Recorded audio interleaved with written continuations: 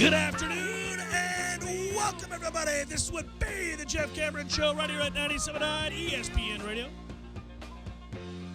I almost forgot the cue. My goodness. I'm so locked in on my Masters stuff. Just forgot to say hello. I'm Jeff. Tom's producing the program. Matt's watching the Phillies and the Reds. We're online, ESPNTallahassee.com, where you listen live via the streaming free always. If you missed anything, go get caught up at your leisure. All 3 hours going to be posted both on iTunes and in our own audio vault. That's a good thing. It's all brought to you with limited commercial interruption thanks to our great sponsor, Carlton Dean and the fine folks at Southland Commercial. They have the resources and knowledge, experience to teach you about making money. Commercial real estate. Go to carltondean.com. You can email the show if you like. It's jcs at 979espnradio.com. Find me on Twitter at jcameron.show. WTSM app, free for all mobile devices. That's a good thing. And if you're watching on YouTube, hello, ESPN Tallahassee, the feed on YouTube. Dustin Johnson, if you got him in your pool for the Masters, you're screwed, just like me, because he allegedly fell down some steps. You know, I was glad, let me just say this. Not glad that he fell down some steps. But I saw this was here. This is from Bauer Sauce on Twitter. It's a hashtag a-hole. And he writes, Jeff, any chance this DJ injury could be another Allenby situation? I'm not sure why it would be, but it feels off. You know what? You and I, buddy. 2 fingers to my eyes, 2 fingers back to you, Dustin. Hashtag a-hole. I don't disagree. Of course, I don't know that. I hope he's okay. And if it truly was an accident, well, damn it, that is most unfortunate. Isn't this the point where I should remind people that the Allenby situation ended up being 100% true as he told it?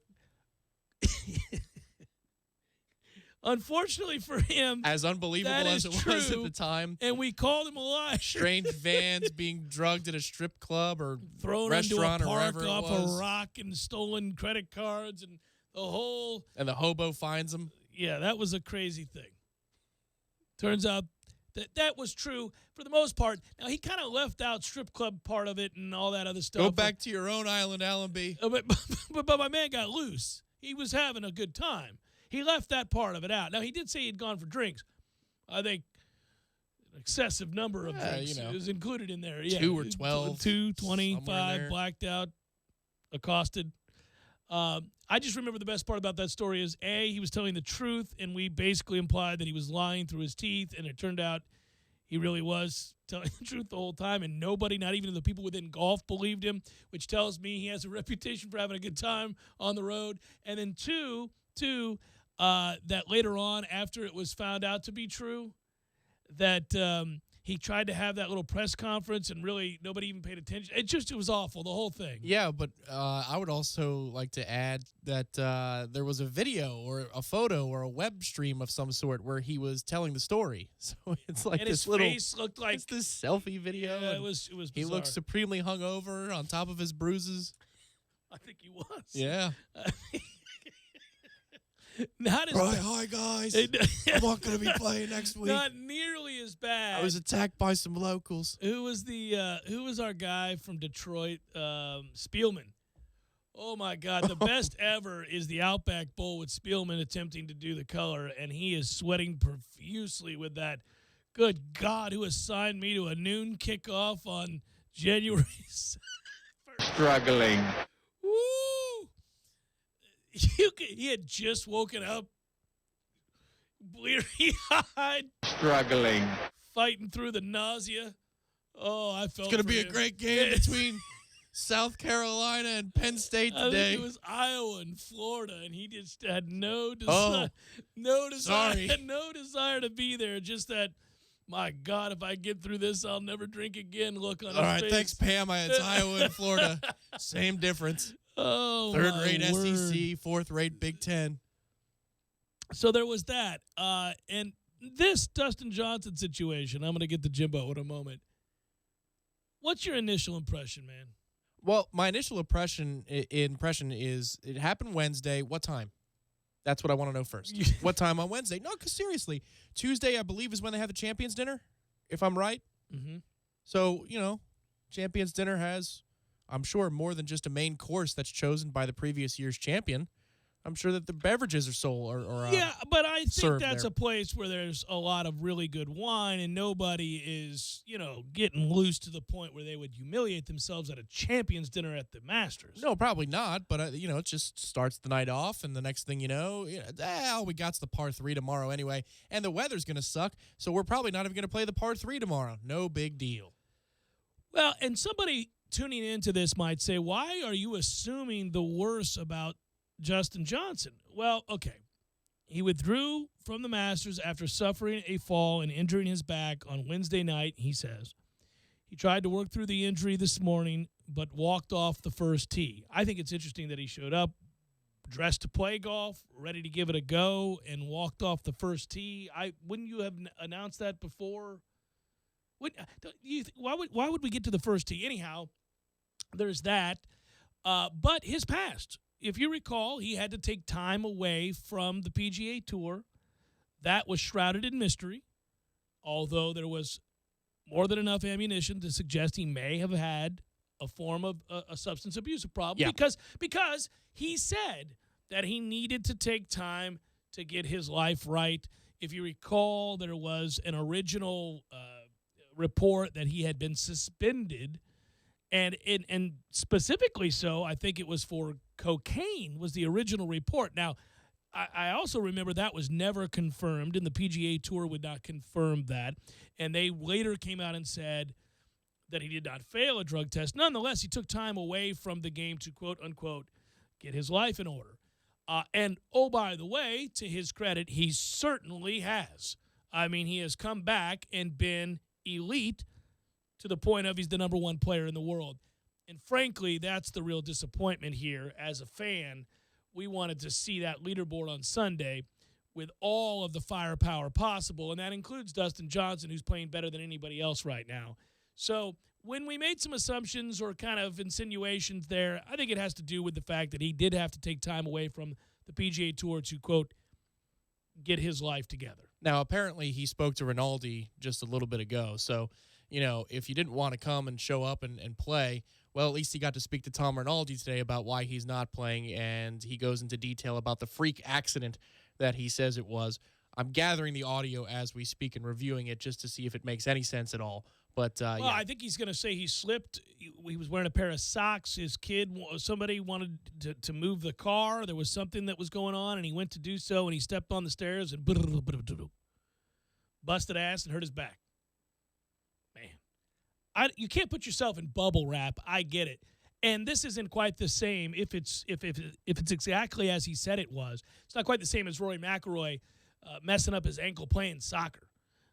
Where you're playing another sport and you get hurt. For those that are your fans, that's frustrating because, you'd like a guy to kind of stay away from that activity before you start the season. But if a man falls down the steps, slips down, we've all had accidents, we've all slipped, we've all had something weird happen. Just the timing of this, I can't imagine how disappointing. Again, if it's truly just a freak accident that you slipped on some steps because you were wearing socks at the place you were renting for the week, and you twisted your back in such a way that literally you, as the number one player in the world, can't compete in the most prestigious tournament in the world? When you've arrived as the golfer.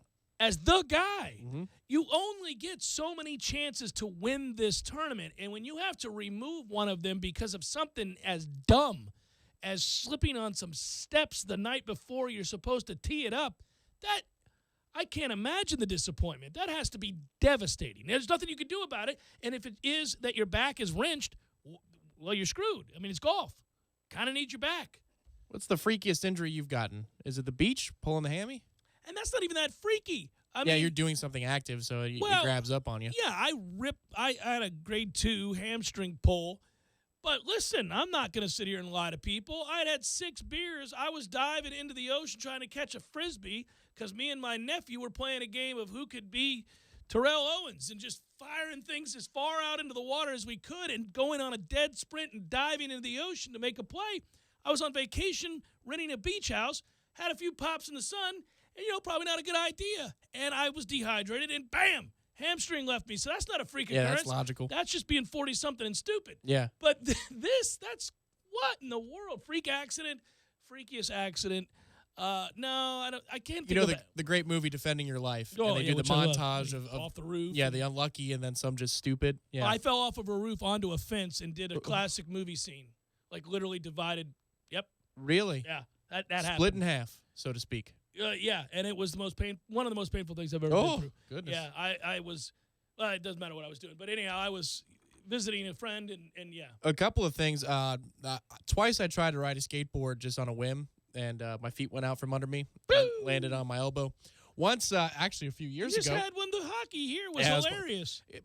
Skating backwards. skating backwards. It's not my fault. The gear underneath me, the wheel exploded. Well, and you were rusty. Admittedly, you hadn't done it in years. But it's and you went not- out there to do it, and then boom. No, hang on. Like the wheel exploded. That's not my I'm fault. just saying you're a little rusty. That's not my fault. I didn't blame you. I'm saying a more experienced. No, you know, no. You would have found a way. If it like you could be Tony Hawk. If the wheel gives out, you're in trouble. Well, you got your balance about you, though, when you're Tony, and you've been doing it. You would have Oh, found my a way to get a God. hand down of some kind. Right. Okay. I just thought it You're was right. odd. No, you're 100% right. I thought it was an odd coincidence that the first time you played in years, you severely hurt yourself. Well, I thought it was an odd coincidence that the first time I played in years that my wheel gave out. It was ridiculous. It is. It's just crazy. Yeah, but you're 100% right. That's all on me for not being experienced enough. Well, I see. You're getting sensitive about it. That I leads will me to tell think you though. definitely. I will tell you that one freak accident that happened in hockey was unfortunate. When I was a kid, we played on my driveway, and my stick was in the ground, and it got caught in the grass as I was skating towards the grass to make a turn.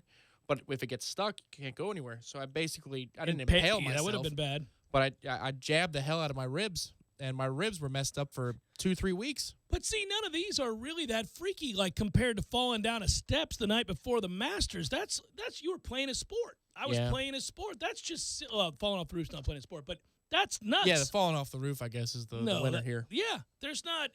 But you're on a roof. I am on a roof. Dustin wasn't on a roof.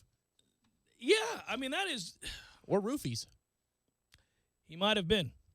He might have been. That's all we're saying. Maybe not. Maybe not at all. Maybe that's incredibly irresponsible. Meaning us, speculating that he was. Come he was- on. I don't know.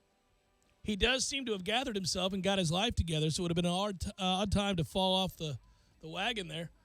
He gets to Augusta and decides, let's get it Maybe on. he got a view of Paulina and it just distracted him.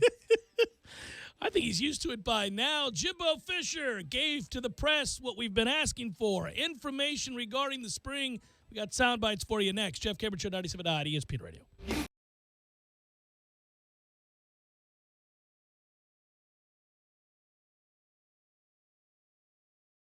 When you're in need of auto repairs, look no further than Nice Tire and Auto Service. Nice has been in business for 16 years with long-term, knowledgeable sales associates. They have the latest wheel balancing machine in the industry. And for passenger vehicles, they service AC, brakes, suspension, tune-ups, and much more. Never sit through a long wait. Nice Tire and Auto has 10 service bays to get you back on the road quickly. If you have tire problems, check out their large inventory with various Goodyear and Michelin tires. Nice Tire and Auto Service, 4792 Bluntstown Highway, 574-4100.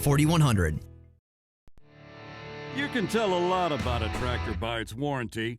That's why Mahindra makes the toughest tractors on earth. With steel, not plastic, backed by the industry's best limited powertrain warranty, period. Not 5 years, not 6 years, but a full 7 years on select models. No wonder the other guys are green with envy. No money down, 0% interest, and no payments until July. Available at TNT Supercenter. You need a new roof. It's one of the biggest home improvements you have to make, and Parker Brothers Roofing understands. We now offer financing for 0% over 60 months. Yes, that's 5 years. Call us today for 5 years interest-free financing on that new roof. 656-8112. That's 656-8112, or go to parkerbrothersroofing.net. Parker Brothers Roofing, professional every time. Stay safe and dry inside. License number Member CCC 049350. Can't decide between fresh steak, seafood, or wings? Well, Miller's Ale House on Appalachia Parkway has it all. From center-cut sirloin and original pastas to fresh salads and favorites like Miller's Signature Zingers, tossed in your favorite sauce. Miller's Ale House has a full-service bar featuring more than 75 beers, plus wine and liquors. Bring the family to watch the big game inside or on their covered patio on one of over 60 HD TVs. However you come to relax, you will have a good time and great food at Miller's Ale House on Appalachia Parkway. The City of Tallahassee Utilities reminds you that it'll be summertime before you know it, and summer's when we all benefit from positive environmental practices like saving energy, water, and money. Because after all, it's all connected. When your home is energy efficient, you save money on your utility bill, but you also help the environment because using less energy saves precious natural resources. Here are a few simple tips. Easy things you can do to use less energy. In the summertime, set your AC thermostat to 78 degrees and even a little higher when you're away from home. You'll be amazed at the money you'll save. Close shades, drapes, and blinds during the day. It keeps the house a lot cooler. Choose the proper AC fan setting. Put it on auto, not on. Auto saves energy, on runs continuously, and that runs into money. And while you're at it, schedule a free energy audit with the City of Tallahassee Utilities to identify low-cost and no-cost ways to make your home more energy efficient. You'll save energy, water, and money, and you'll help the environment too, because after all, it's all connected. A message from the #1 public utility in America. Learn more at talgov.com/YOU. It's Spring Black Friday at the Home Depot, where right now 4 bags of Earthgrow colored mulch are just $10. It helps retain ground moisture and protects your plants, keeping its rich color for up to 12 months in shades of red, brown, or black that'll really set off your garden or spring from the ground up. Get Spring Black Friday prices on Earthgrow colored mulch. Right now, 4 bags for just $10. Only at the Home Depot. More saving, more doing. Valid April 6th through April 9th while supplies last. Limit 60 per customer. I have to get to sleep. Tom had a stressful day, and now he can't shut down at bedtime. Need sleep. To fall asleep fast, millions of people turn to Unisom sleep gels. They're non-habit forming and quickly help you sleep soundly so you wake recharged. Tom? Unisom sleep gels. A stressful day deserves a restful night.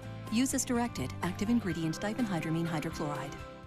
This Day in Sports, brought to you by Superlube, 19 Tallahassee area locations. Quick, convenient, no appointment necessary. Get your history lesson weekdays at 5:30 during the Jeff Cameron Show, right here on 97.9 ESPN Radio. Blink 182, return, live in concert. And that's about the time she walked away from me. This Wednesday at the Pavilion at the center of Tallahassee.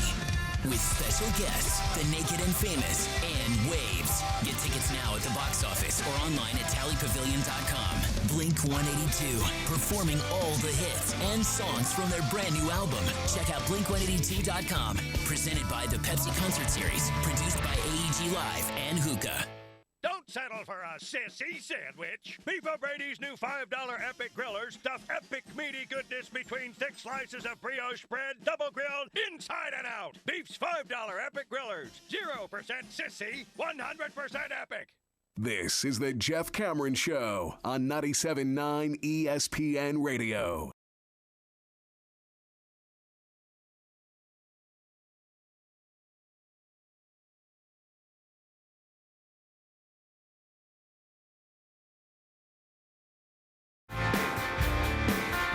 What's fairly surprising, but certainly welcomed, is how open Jimbo Fisher was to discussing spring football yesterday.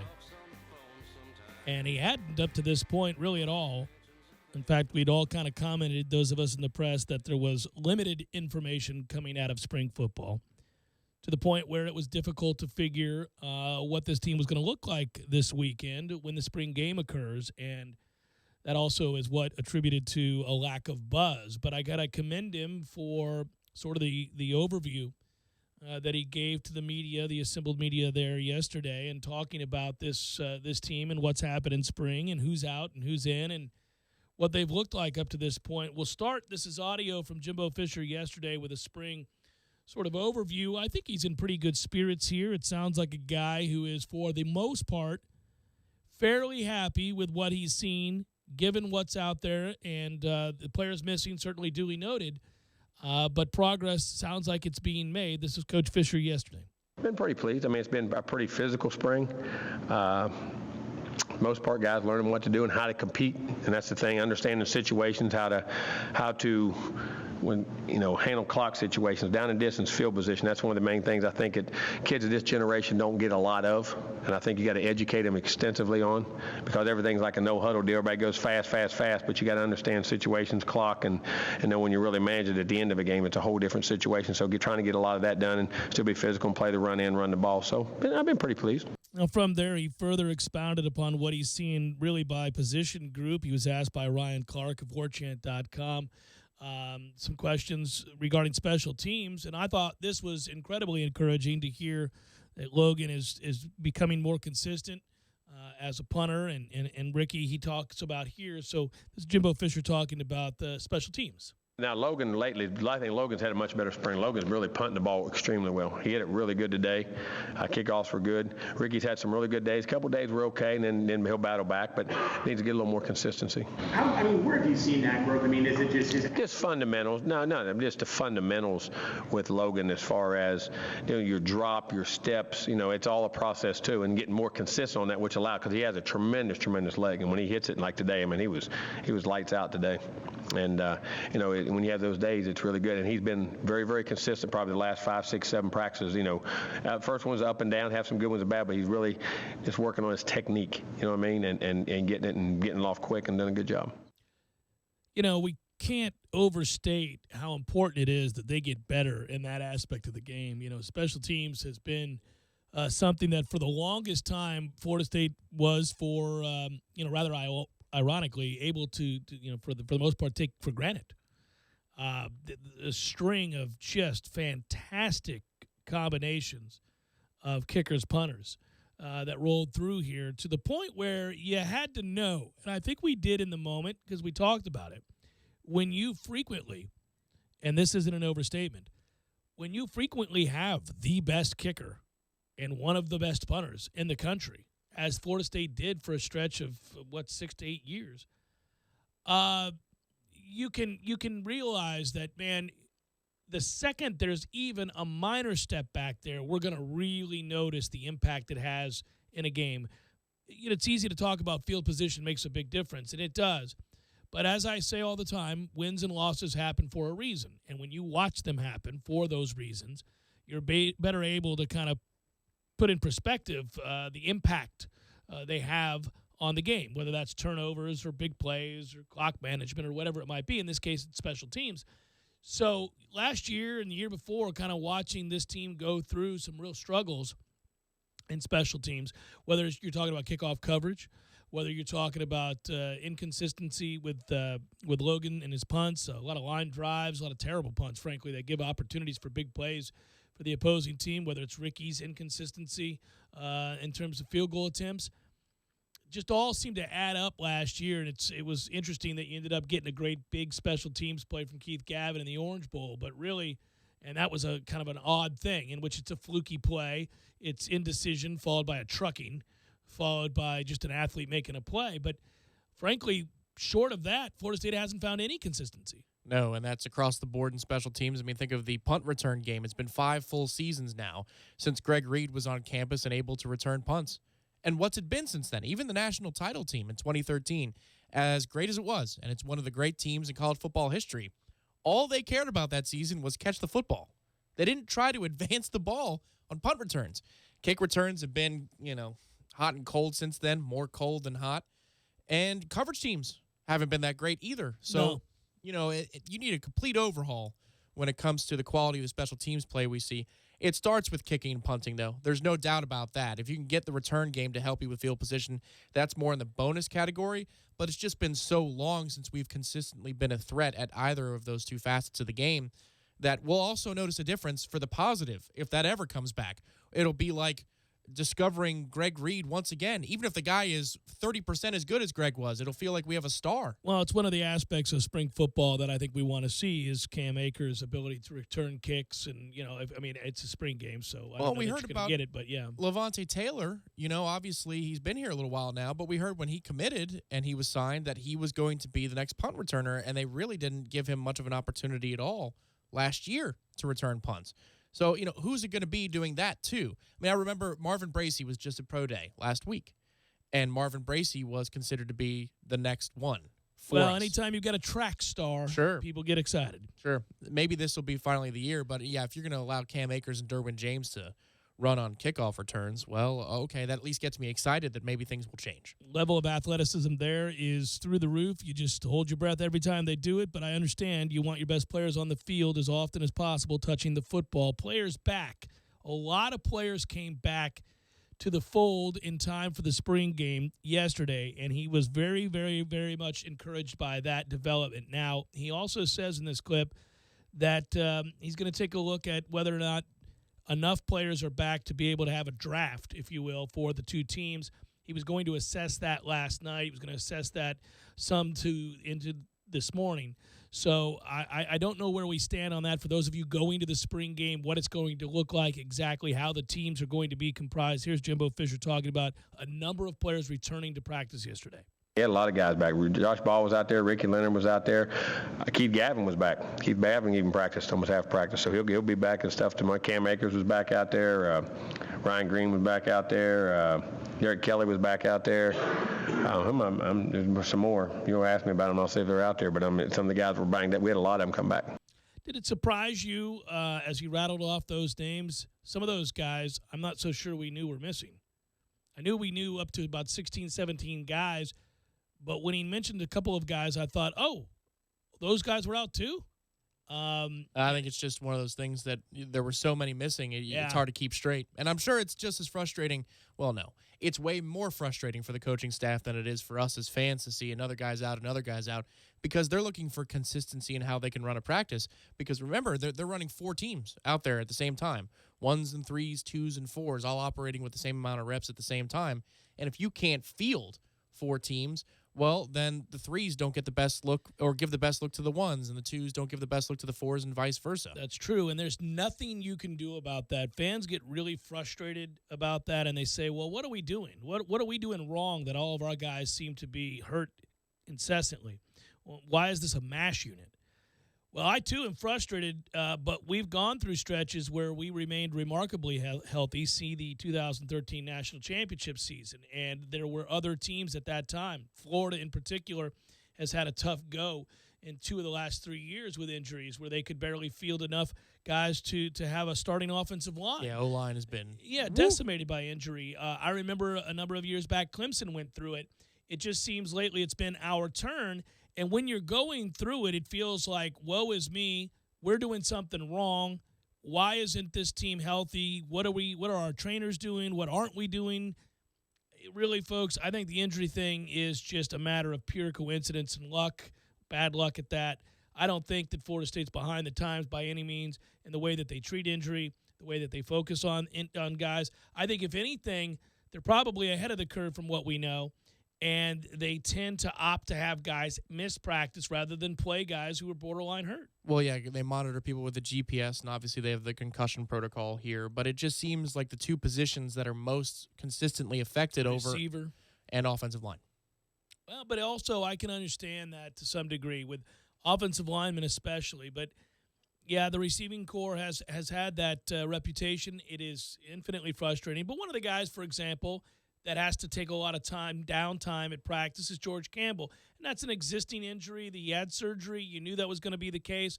Other guys, if you get dinged somehow or you pull a hamstring or you've got a calf situation or an ankle, I mean, think about what wide receivers have to be able to do with stop-start and then open it up and go. Any kind of injury to the lower half, you're just not going to risk it. You're not going to chance it. At the end of the day, as much as we want to talk about spring, and it does matter, and Jimbo did talk about the importance of spring. And when we come back, I'll have him make those comments about what he sees that you can get out of spring, and we'll comment on that. But at the end of the day, you're always going to be more cautious when you're dealing with a spring game. This isn't a regular season. You're not prepping for the Alabama game per se. This is about basics. This is about understanding your base stuff. This is about being healthy, getting right, giving some young guys opportunities, experimenting with a couple of things. If you've got guys that you're going to count on to play valuable reps, take valuable snaps next year, and they're dealing with some nagging injuries, I just think that this program is at a place now where Jimbo's comfortable and the staff is comfortable saying, you know what, pull them out. it's hard for anybody, I think, over the age of 40, frankly, especially, to see so many guys out because it was a different mentality. You just couldn't miss practice back in the day. Now, that was an antiquated way of thinking, and that got guys injured long term, and that was a problem. In today's game, that's not the way it works. They monitor everything. When you mentioned GPS, and lots of programs have it now, but one of the things they're looking at there, it's not just whether or not you're maximizing your hustle, if you will, for lack of a better term, but also they like to see if you're worn down, if there's a cumulative effect, if you've had 2 or 3 days and now all of a sudden your numbers are suggesting you could use a day. They'll do that. And it's a refreshing approach, but it does lead to inconsistency, and it also leads to the second a guy has any kind of a nagging injury, he's got a boot on, and he's not practicing, and we all roll our eyes and think, well, another day and another 10 guys out, another 15 guys out. What are we really getting done? But I assure you it's not because I don't think anyhow, it's because they're soft. I think it's because they're really being careful, especially in spring. Obviously, I think a lot of these guys would have suited up if that first game were around the corner. It's Jeff Cameron Show, 97.9 ESPN Radio.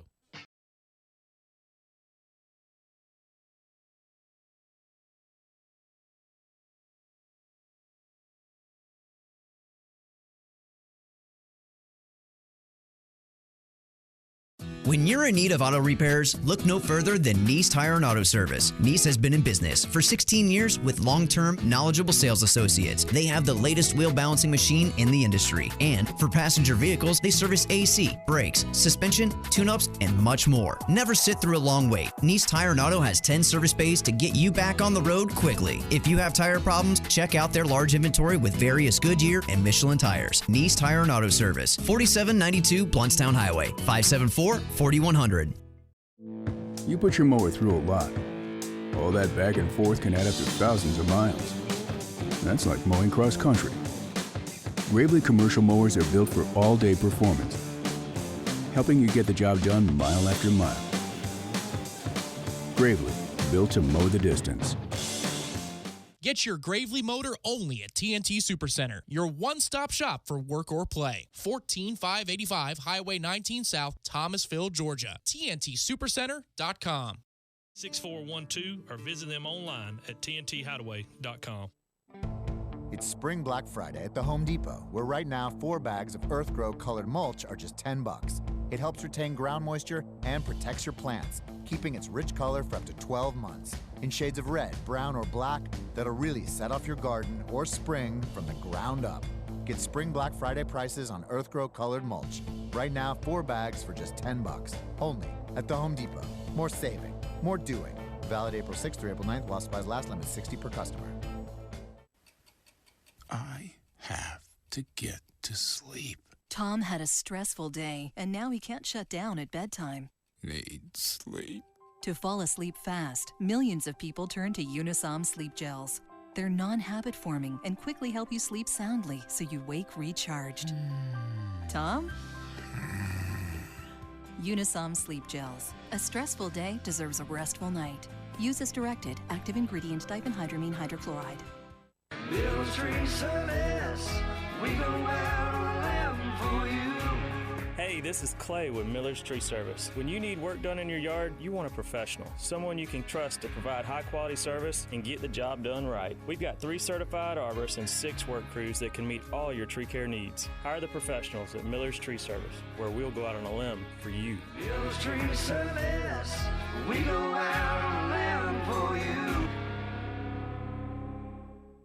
Get your weekend started right here on 97.9 ESPN Radio, Saturdays at 6 a.m. with Fishing Florida Radio. Listen to the 3 amigos, Boudreaux, Steve Chapman, and Captain Mike Ortega as they catch you up to speed on what's new and biting in the North Florida region. Big-time guests, celebrities, interviews, and 3 hours of the fishing info you need. Fishing Florida Radio is brought to you by Sea Quarters Marina off Highway 98 in Carabel. Sea Quarters, your full-service marina. Oh, no. My lunch has been ravaged by ants. Go to Bandito's Burritos.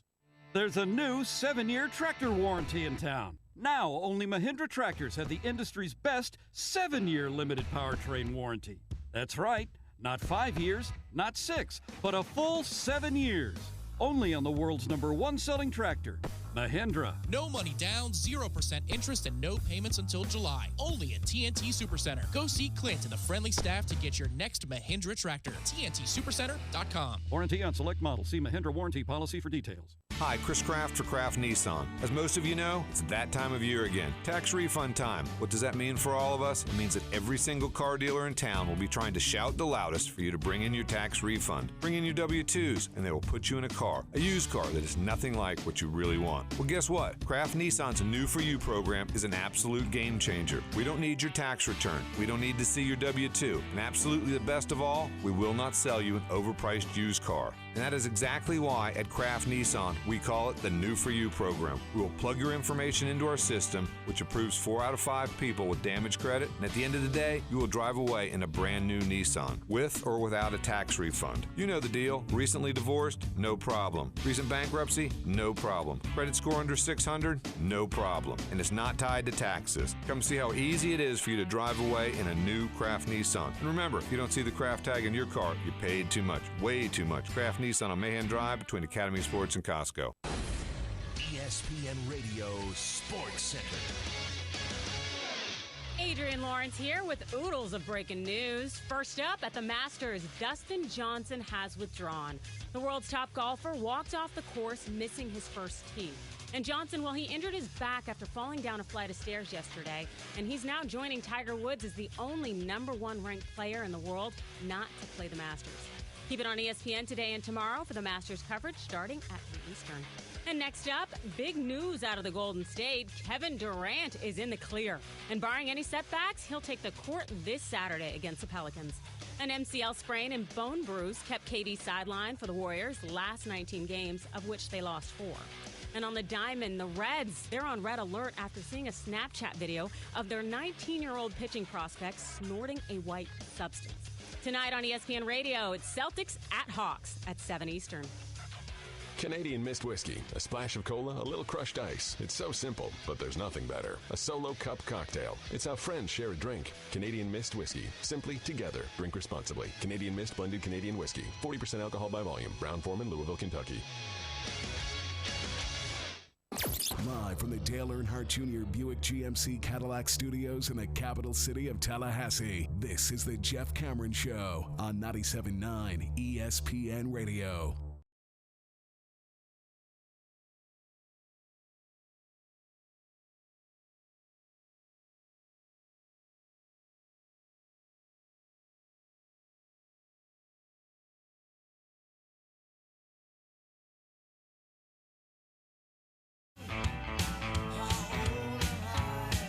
Jeff Cameron Show, 97.9 ESPN Radio. What is the name of that young lady? Adrian Lawrence? I had to double check. I just hear the first syllable and I usually kind of, look away. Did she break out oodles? She broke out oodles. It's a new one. I'm picturing. Well, I don't think they have them. It's much like editors at newspapers now. Okay, so behind the scenes, real quick. Behind the scenes. What they wanted to do in Bristol about 6-7 months ago, it may have been a little bit longer. It was before football season, maybe. They were trying to introduce where all of the anchors / drivers of the satellite programs were going to do their own sports centers. That is to say, Mike and Mike, one Golick or Greeny will handle sports center. Got to read your stuff, yeah. Stu Gotts, and then Rosillo or Cannell, which I don't know how the hell they could do that, either of them. But they said that that's what you're going to do. No more Bob Picozzi, no more, Dan the Duke Davis type role at ESPN. And, okay, that's fine. But it just was so bad that they decided we made a terrible mistake. We should have Let's go somebody back to constantly do this. Yeah. Well, and now they don't have anybody to do it, That much is clear. Yeah. But they just are picking, janitors and stuff? I mean, yeah. Are they not picking people that have ever... I mean, Christine Lisi is still there, and or Doug Brown, I think, is that his name? Yeah, but those guys are okay, but they just clearly don't employ them from this I think it's portion of just the an day. added thing. I think, if you have an internship at ESPN, you get to read the Sports Center updates. That's part of it. If you've shown any ability whatsoever to speak, I mean, it could be marginal, but just a little bit, just maybe read a line read this for me, Jerry. Read that. And then he reads it, and they go, okay, you're good. You got Sports Center today. Another thing, I mean, they make it available to us on the web, so I thought that maybe it was a web-only kind of deal, you know, and that's the person for the web-only, you know, and not the actual live feed. But another behind-the-curtain thing, we'll likely be pulling some other people in the next hour or so that we have another update that we can run. But that's what actually runs on satellite from 1 to 4. So, you know. Lee Gordon wasn't available today. Come on, Lee. You are truly needed, buddy. We could just do a Sports Center on the fly like Bristol wants to do and give people Masters updates, or we could just, you know, leave it to Bristol to do what they are supposed to do. Masters updates. You want to do that? Go ahead, Tom Lang. Give me a Masters update. I mean that seriously. I will give you a preliminary PSA update to the people. This goes out to you. For those of you that are choosing between the television, Watch ESPN version, or the Masters app, choose the Masters app. I am telling you, stay away from the ESPN coverage. It's getting murdered right now on social media because in the first 25 minutes of their coverage today, they went to a live cut-in once. They were in Butler Cabin the entire time. They weren't showing any live golf. Why? And I don't know. People were murdering it across the board that I've seen today. Well, I get frustrated with how the Masters works and how they dispense what you can watch and what you can't to begin with. But, yeah, that's disappointing. And the Masters app is available in 4K. So if you think, oh, well, that's going to be crappy. If you have good enough internet, you're going to be covered. You're good to go, yeah. So choose the Masters app. I'm sure it'll get better as the day goes along, but they wanted to do the CBS type open, which is we'll get to the golf in a little bit. But let's, you know, have the pomp and circumstance of everything about the Masters itself for the first half an hour. Well, in the 5 o'clock hour, I don't really even want to do updates because we've had a number of people email and a number of people call and say that they're waiting till they get home to watch and they don't want, you know.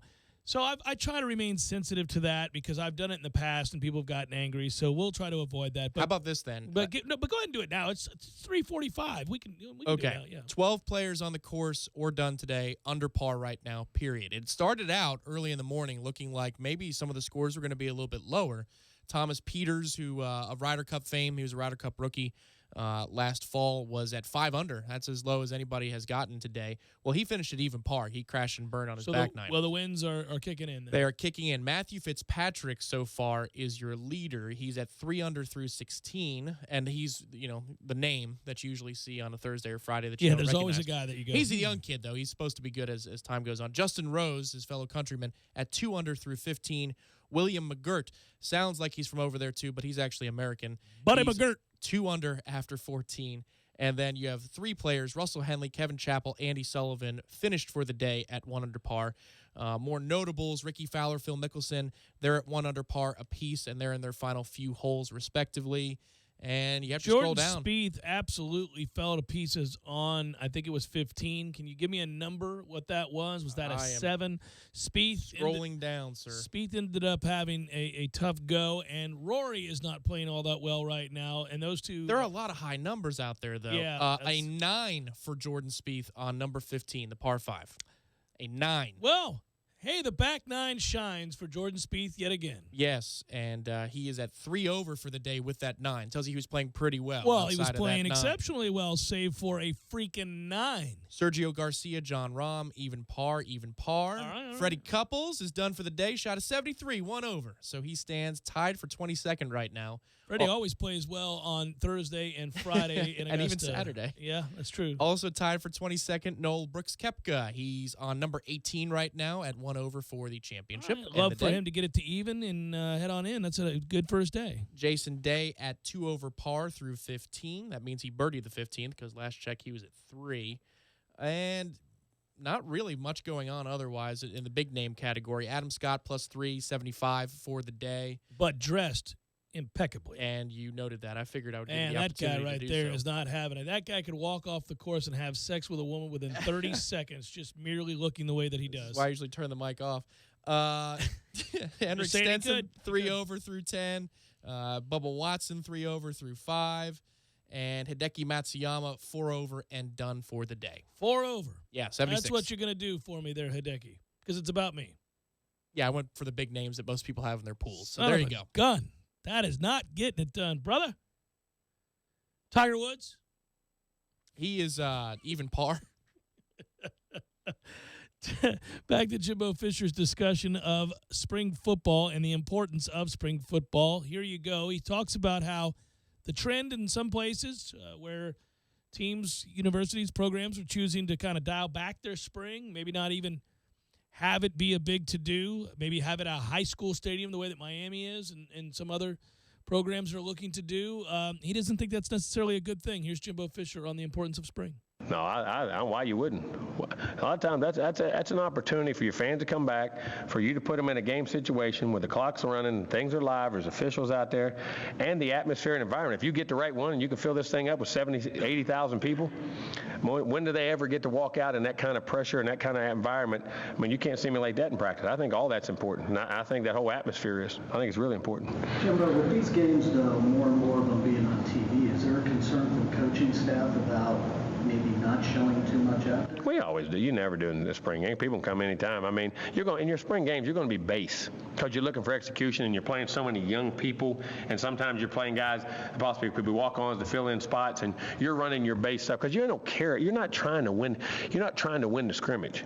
You're not trying to win the deal. You're trying to see guys play fundamentally hard, do things the right way, line up the right way, run your base schemes, be able to communicate, and get in a game-like situation. You're not trying to scheme it. In springs, you work on certain things, but springs aren't big scheme times.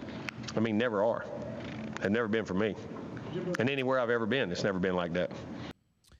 Can you envision a time where we would have 75,000 people here for a spring game? I know he made reference to that, saying if you can get 70, 80,000 people in for man, Coach, I mean, I'd love to see it too, and it would make for a fun atmosphere for a spring game, man. If we could get 35,000 for a spring game, I would be elated. And we have in the past, in the recent past, here in Tallahassee, we've gotten I remember the one, we were talking about it yesterday, where basically we felt a sense of hope, a renewed sense that things could be good again, and Jimbo had taken over, and we had a celebratory spring football tailgate going on all around the stadium. I remember that was fun. It was fun. I talked about talking to Tom Block that day. But really, since then, maybe 13 with the quarterback battle with Jameis and Trickett and Coker. Yeah, but what do you think that was? 30. Yeah. 30 tops. I mean, seriously. If you can just get Bruno Mars to play a free show after the game, then you might attract a whole new audience. I was going to say, you're not getting 75, 80,000 people into Doak for a spring game?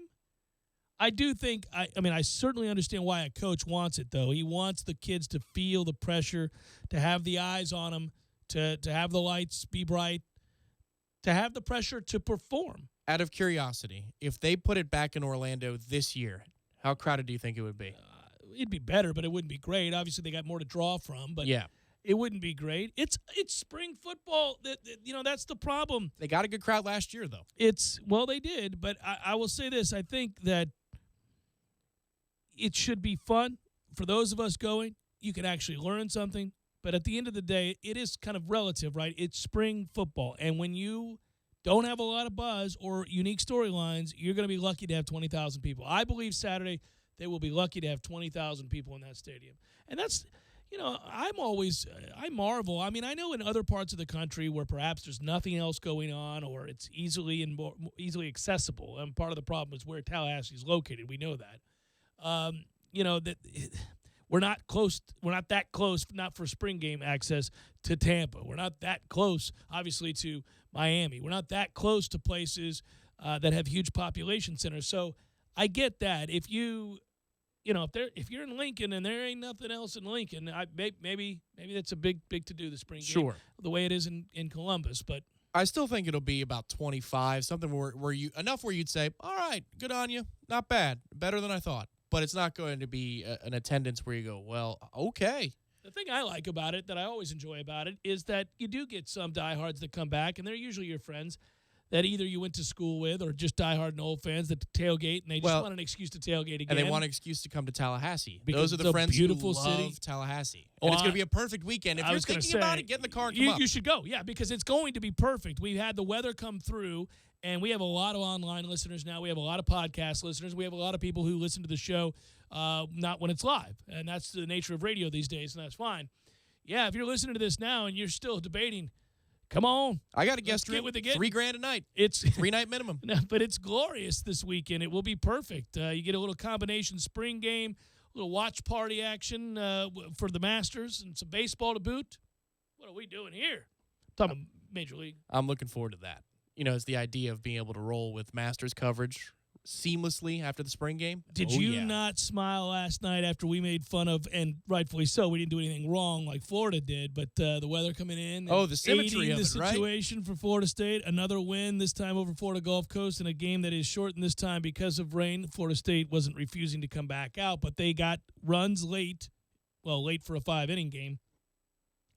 I don't want to understate that winning those two games was kind of important coming off of the ugly, ugly weekend they had. It's worth at least noting that the lineup is in place. They've won 2 games. Now we got to see, can you carry it over? Even if you discount what Florida Gulf Coast is, because the Gators haven't been that great this year, and certainly we're not great this year. So wins over us may not be as much of a booster as it should be in most years. Even if you want to discount that, don't discount it like it's like a star small forward point guard makes a free throw after starting 1 for 9 from the field. Right. You got to feel good before you can start playing good. You got to feel confident before you can start playing with confidence. So getting these 2 games, it's a big answer to what was a week ago, only losses.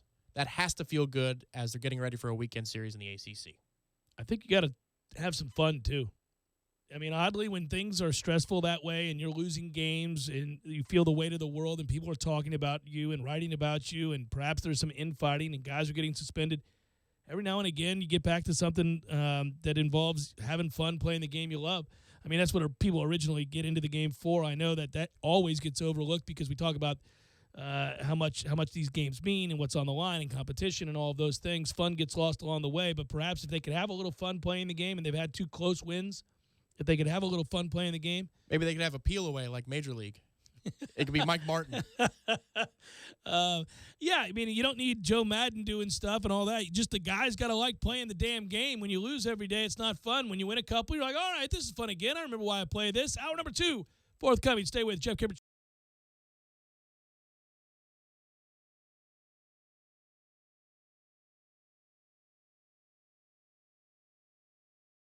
When you're in need of auto repairs, look no further than Nice Tire and Auto Service. Nice has been in business for 16 years with long-term, knowledgeable sales associates. They have the latest wheel balancing machine in the industry. And for passenger vehicles, they service AC, brakes, suspension, tune-ups, and much more. Never sit through a long wait. Nice Tire and Auto has 10 service bays to get you back on the road quickly. If you have tire problems, check out their large inventory with various Goodyear and Michelin tires. Nice Tire and Auto Service, 4792 Bluntstown Highway, 574-4100. You can tell a lot about a tractor by its warranty. That's why Mahindra makes the toughest tractors on earth. With steel, not plastic. Backed by the industry's best limited powertrain warranty, period. Not 5 years, not 6 years, but a full 7 years on select models. No wonder the other guys are green with envy.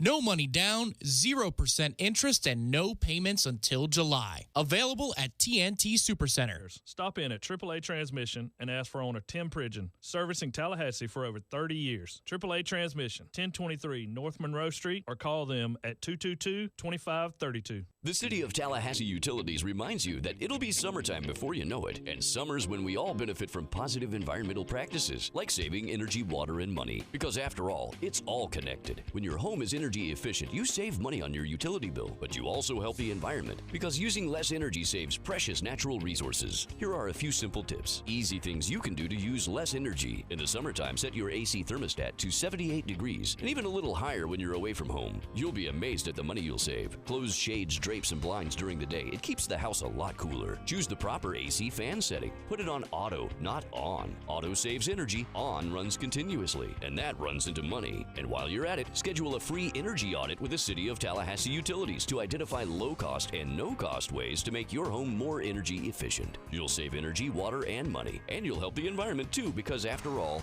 it's all connected. A message from the #1 public utility in America. Learn more at talgov.com/YOU.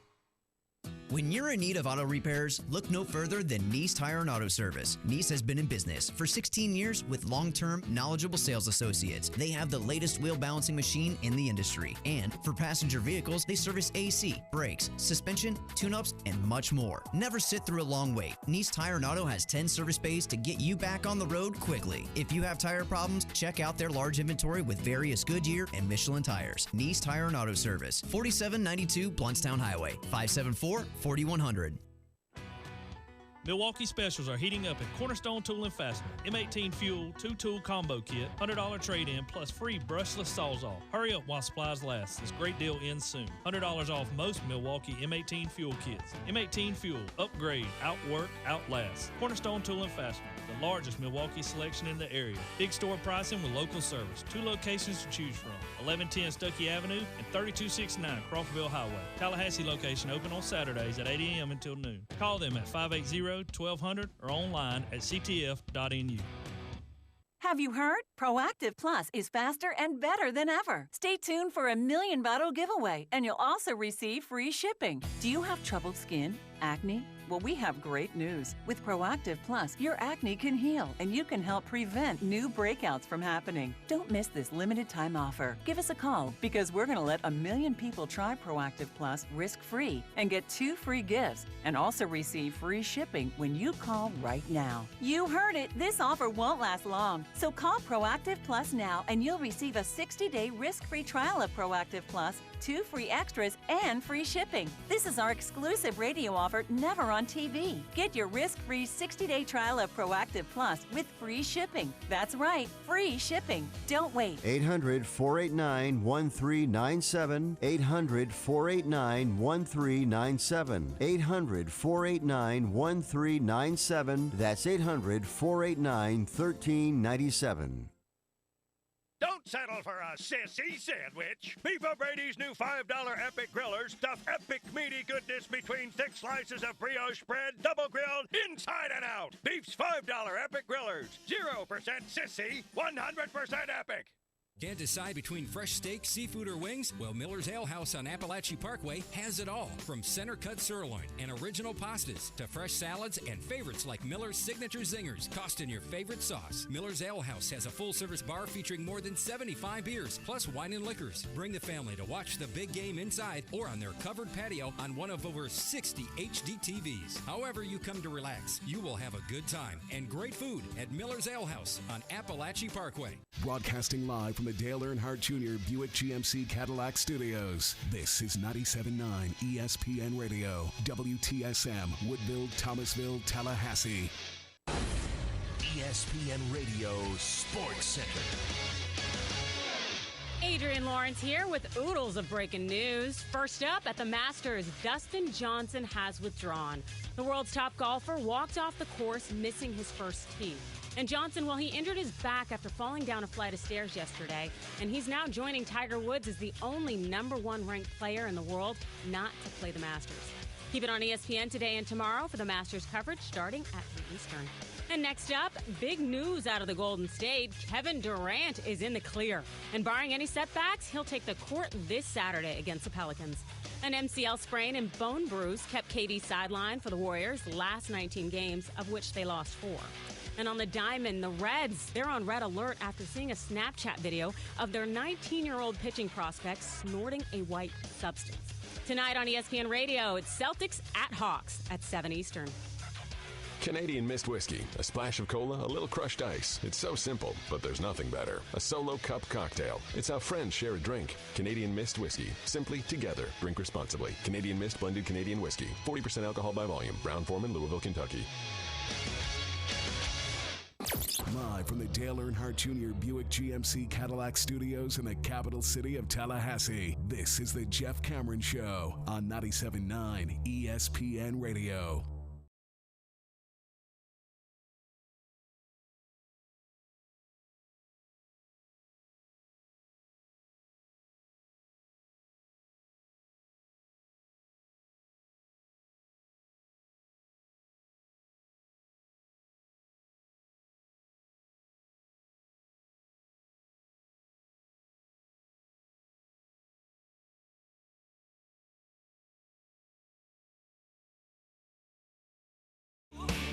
Hour number 2, Jeff Cameron Show, 97.9 ESPN Radio. Thanks for tuning to it.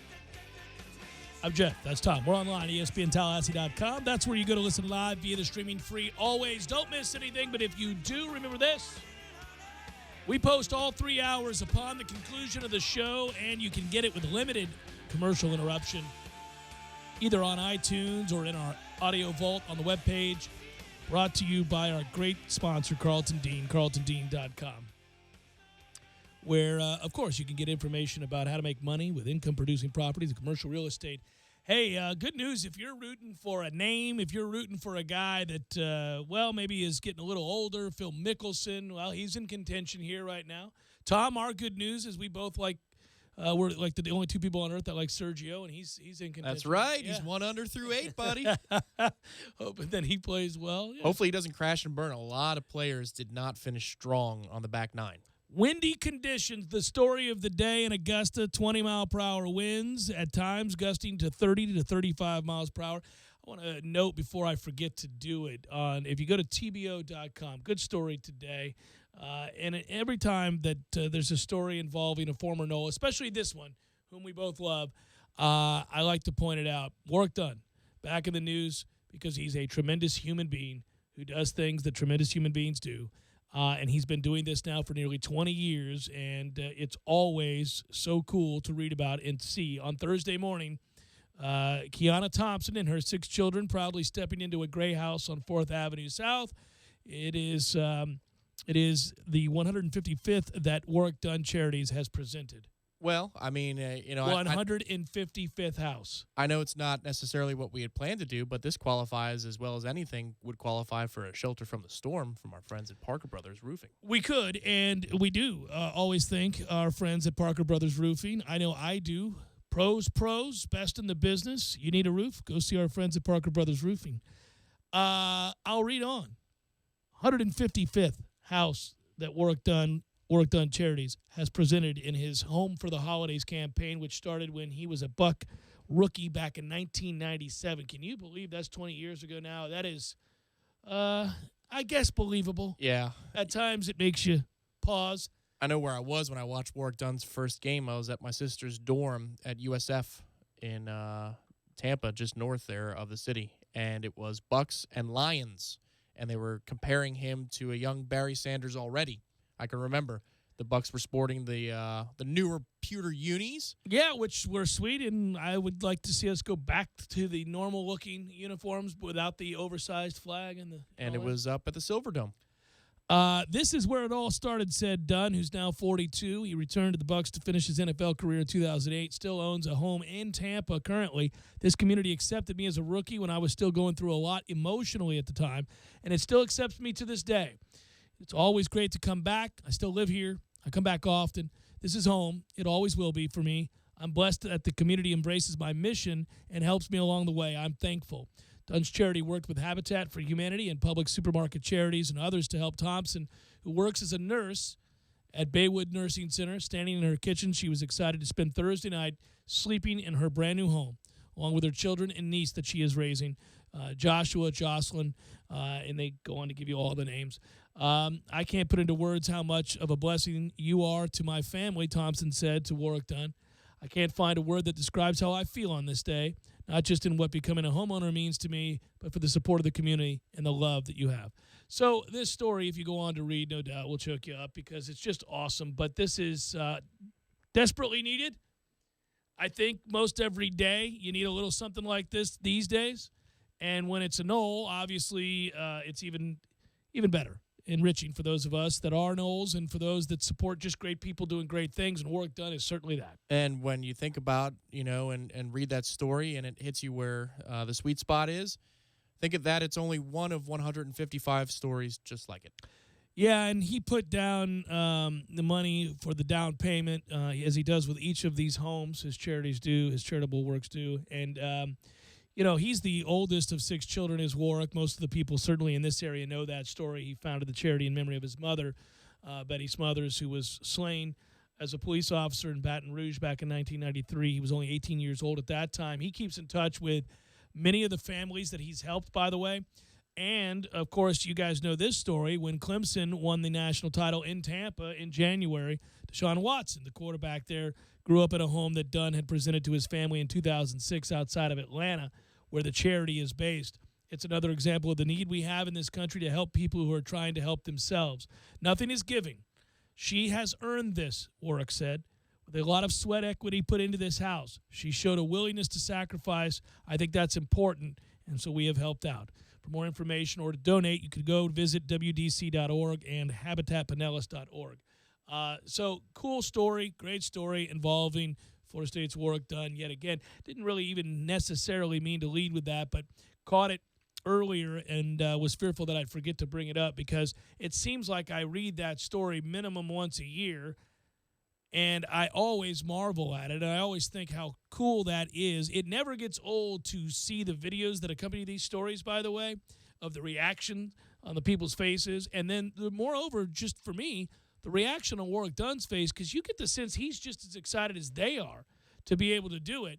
And I do think that if you're fortunate and you've made it and you've forged a way in life and you've made a lot of money and you have opportunities and you have partners that will do this with you, I mean, it's got to be the greatest thing about having said money, right? Sure. And if it seems like it's more than once a year, it has to be. 20 years he's been in the league, or since he's made his debut, and he's done 155 of these bad boys.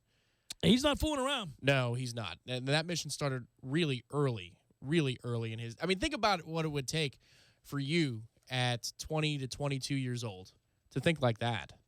To think well, unfortunately for him, it took a horrific tragedy. Of course, yeah. But I mean, to channel that into something so positive, that's what I mean. It's remarkable. Oh, it's an incredibly mature thing, and all of those other. Yeah, no, it is amazing.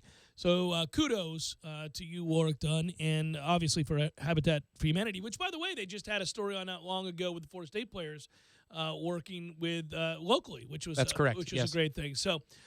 There are countless ways to help out. The story of the day in Augusta is not just the weather, but also the fact that world's number one and a guy who's simply been on fire to start the season, Dustin Johnson, winner of 3 tournaments already this year, had to pull out of today's Masters. Walked off the tee on number one, regrettably, after a freak accident. He explained it to Tom Rinaldi. You can catch that video when you get home on ESPN.com. We're not it's not great audio. That. It's well, he's not very engaging. Here's the thing. Dustin is an interesting player because the game does all the talking.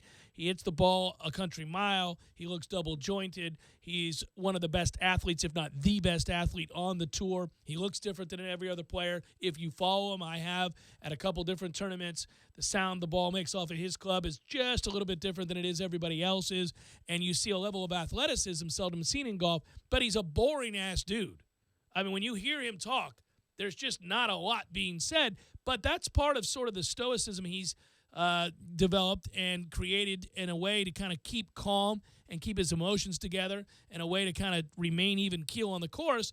And, you know, we joked in the first hour about the fact that, makes you think and raise an eyebrow, because this is a guy that had some off-the-course problems a couple years back in which he had to take time away from golf to, quote-unquote, get his life together. And when you hear about a guy on the eve of the Masters falling down some steps, you can't help but think, well, they get a little loose before the Masters, did we? But I don't know what I believe. I just know that I guess you got to take him at his word here. He slipped down the damn steps and hurt his back. So you don't get the world's number one out there this week, which is disappointing. But you do get some of the biggest names in golf, and of those, who leads the way? William McGirt leads the way. Not the big name. Oh. Not the big name. Oh, he's not a big name? There. Not the big name we were shooting for. Well, that would be Phil Mickelson, Jeff. He's at 1 under par working on the 18th hole, which has claimed multiple victims in the last half an hour. Ricky Fowler double bogeyed the 18th hole. Brooks Koepka, unfortunately, bogeyed the 18th hole to finish at 2 over for the day. And Matthew Fitzpatrick, the young Englishman, who was leading the tournament not 20 minutes ago, double bogeyed the 18th. He falls to 1 under par for the day. The ravages of 18 with this win. My goodness, everybody's struggling. By the way, Phil, who you did mention, is at -1, I believe you said? Yes, on the 18th hole. He is also 46 years old, the same age that Jack was in 1986 when he won it all.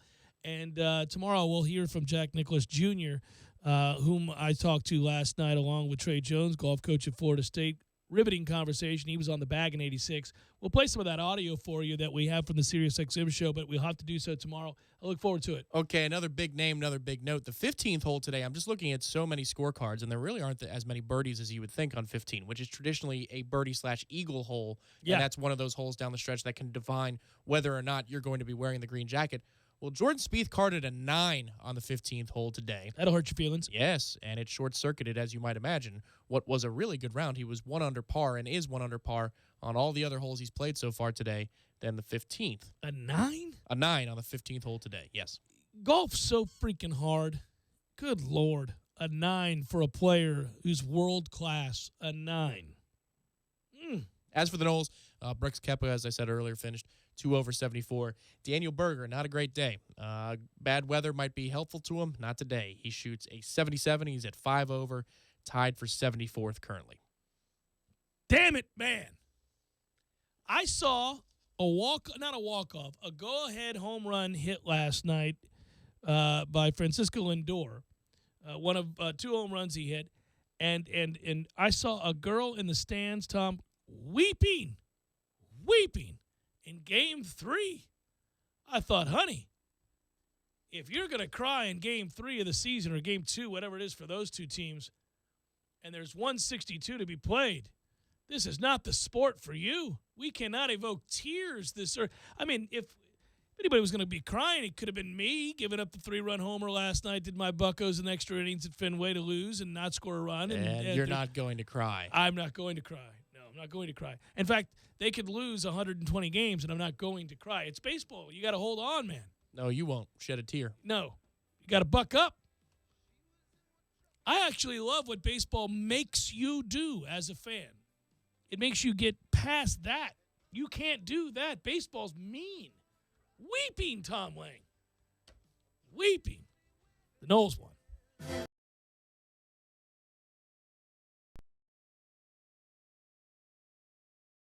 When you're in need of auto repairs, look no further than Nice Tire and Auto Service. Nice has been in business for 16 years with long-term, knowledgeable sales associates. They have the latest wheel balancing machine in the industry. And for passenger vehicles, they service AC, brakes, suspension, tune-ups, and much more. Never sit through a long wait. Nice Tire and Auto has 10 service bays to get you back on the road quickly. If you have tire problems, check out their large inventory with various Goodyear and Michelin tires. Nice Tire and Auto Service, 4792 Bluntstown Highway, 574-4100.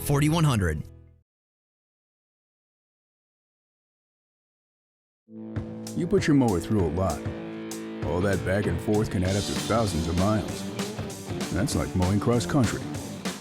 Gravely commercial mowers are built for all-day performance, helping you get the job done mile after mile. Gravely, built to mow the distance. Get your Gravely motor only at TNT Supercenter, your one-stop shop for work or play. 14585 Highway 19 South, Thomasville, Georgia. TNTSupercenter.com. License number CCC 049350. It's Spring Black Friday at the Home Depot, where right now 4 bags of Earthgrow colored mulch are just $10. It helps retain ground moisture and protects your plants, keeping its rich color for up to 12 months. In shades of red, brown, or black that'll really set off your garden or spring from the ground up. Get Spring Black Friday prices on Earthgrow colored mulch. Right now, 4 bags for just $10. Only at the Home Depot. More saving, more doing. Valid April 6th through April 9th while supplies last. Limit 60 per customer. It's the final days of Mattress Firm's once-in-a-lifetime opportunity. If you've ever wanted a Tempur-Pedic or Sealy, it's your last chance to save up to 70% off. Plus, take up to $2,000 off floor models. We're liquidating every Tempur-Pedic and Sealy in stock to make room for the next generation of innovative sleep products. Don't miss this once-in-a-lifetime opportunity, only at your local Mattress Firm while supplies last. For offer details, visit mattressfirm.com/circulars. Product offer and prices may vary in Hawaii. TNT Hideaway has been renting canoes and kayaks on the Wakulla River for over 40 years. In addition to kayaks and canoes, they also offer stand-up paddleboards that you can rent for your paddling pleasure to view the wildlife on the river, which includes manatees, otters, turtles, and herons. TNT Hideaway also offers kayak fishing tours, paddling on the Wassissa and St. Marks rivers, as well as coastal paddles. TNT Hideaway, 6527 Coastal Highway, Crawfordville, 925-6412, or visit them online at tnthideaway.com. It's Spring Black Friday at the Home Depot, where right now 4 bags of Earthgrow colored mulch are just 10 bucks. It helps retain ground moisture and protects your plants, keeping its rich color for up to 12 months. In shades of red, brown, or black that'll really set off your garden or spring from the ground up. Get Spring Black Friday prices on Earthgrow colored mulch. Right now, 4 bags for just 10 bucks. Only at the Home Depot. More saving, more doing. Valid April 6th through April 9th while supplies last. Limit 60 per customer. I have to get to sleep. Tom had a stressful day, and now he can't shut down at bedtime. Need sleep. To fall asleep fast, millions of people turn to Unisom sleep gels. They're non-habit forming and quickly help you sleep soundly so you wake recharged. Tom? Unisom sleep gels. A stressful day deserves a restful night. Use as directed. Active ingredient diphenhydramine hydrochloride. Commercial lawnmowers don't have odometers, but if they did, you might be surprised to see you could be mowing thousands of miles a year. That's why Gravely zero-turn mowers are built for the long haul.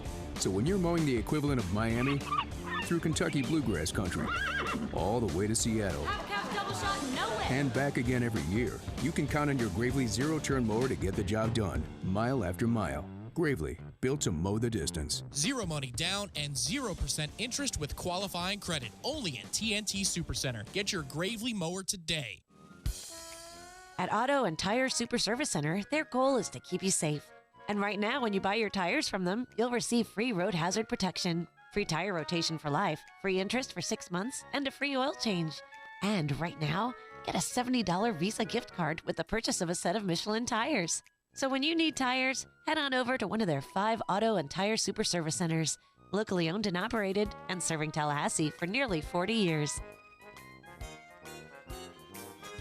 Don't settle for a sissy sandwich. Beef O'Brady's new $5 Epic Grillers stuff epic meaty goodness between thick slices of brioche bread, double grilled, inside and out. Beef's $5 Epic Grillers. 0% sissy, 100% epic.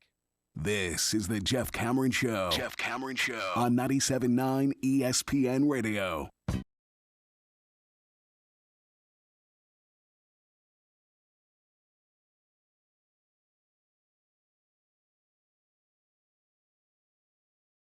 You know what I like? I like when a article is written in such a way that belittles our rivals. And I just have to read it. I don't have to lend insight at all. It's an opinion of a ESPN staff writer, Edward Aschoff.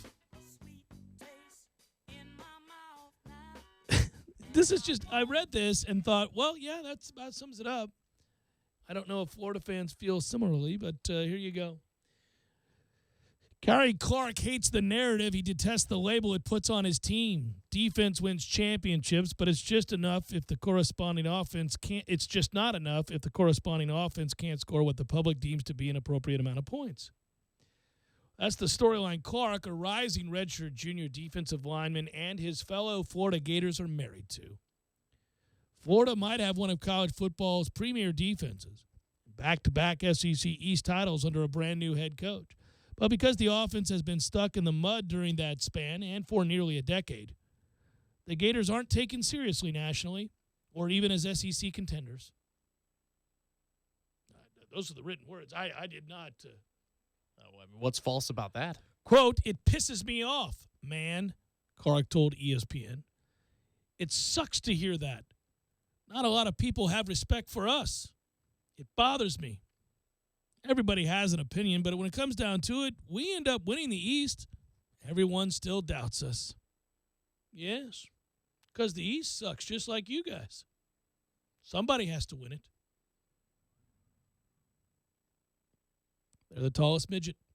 But it's very frustrating, no doubt, for those players and for that coaching staff that has to continue to hear these kinds of stories being written in the offseason, Tom.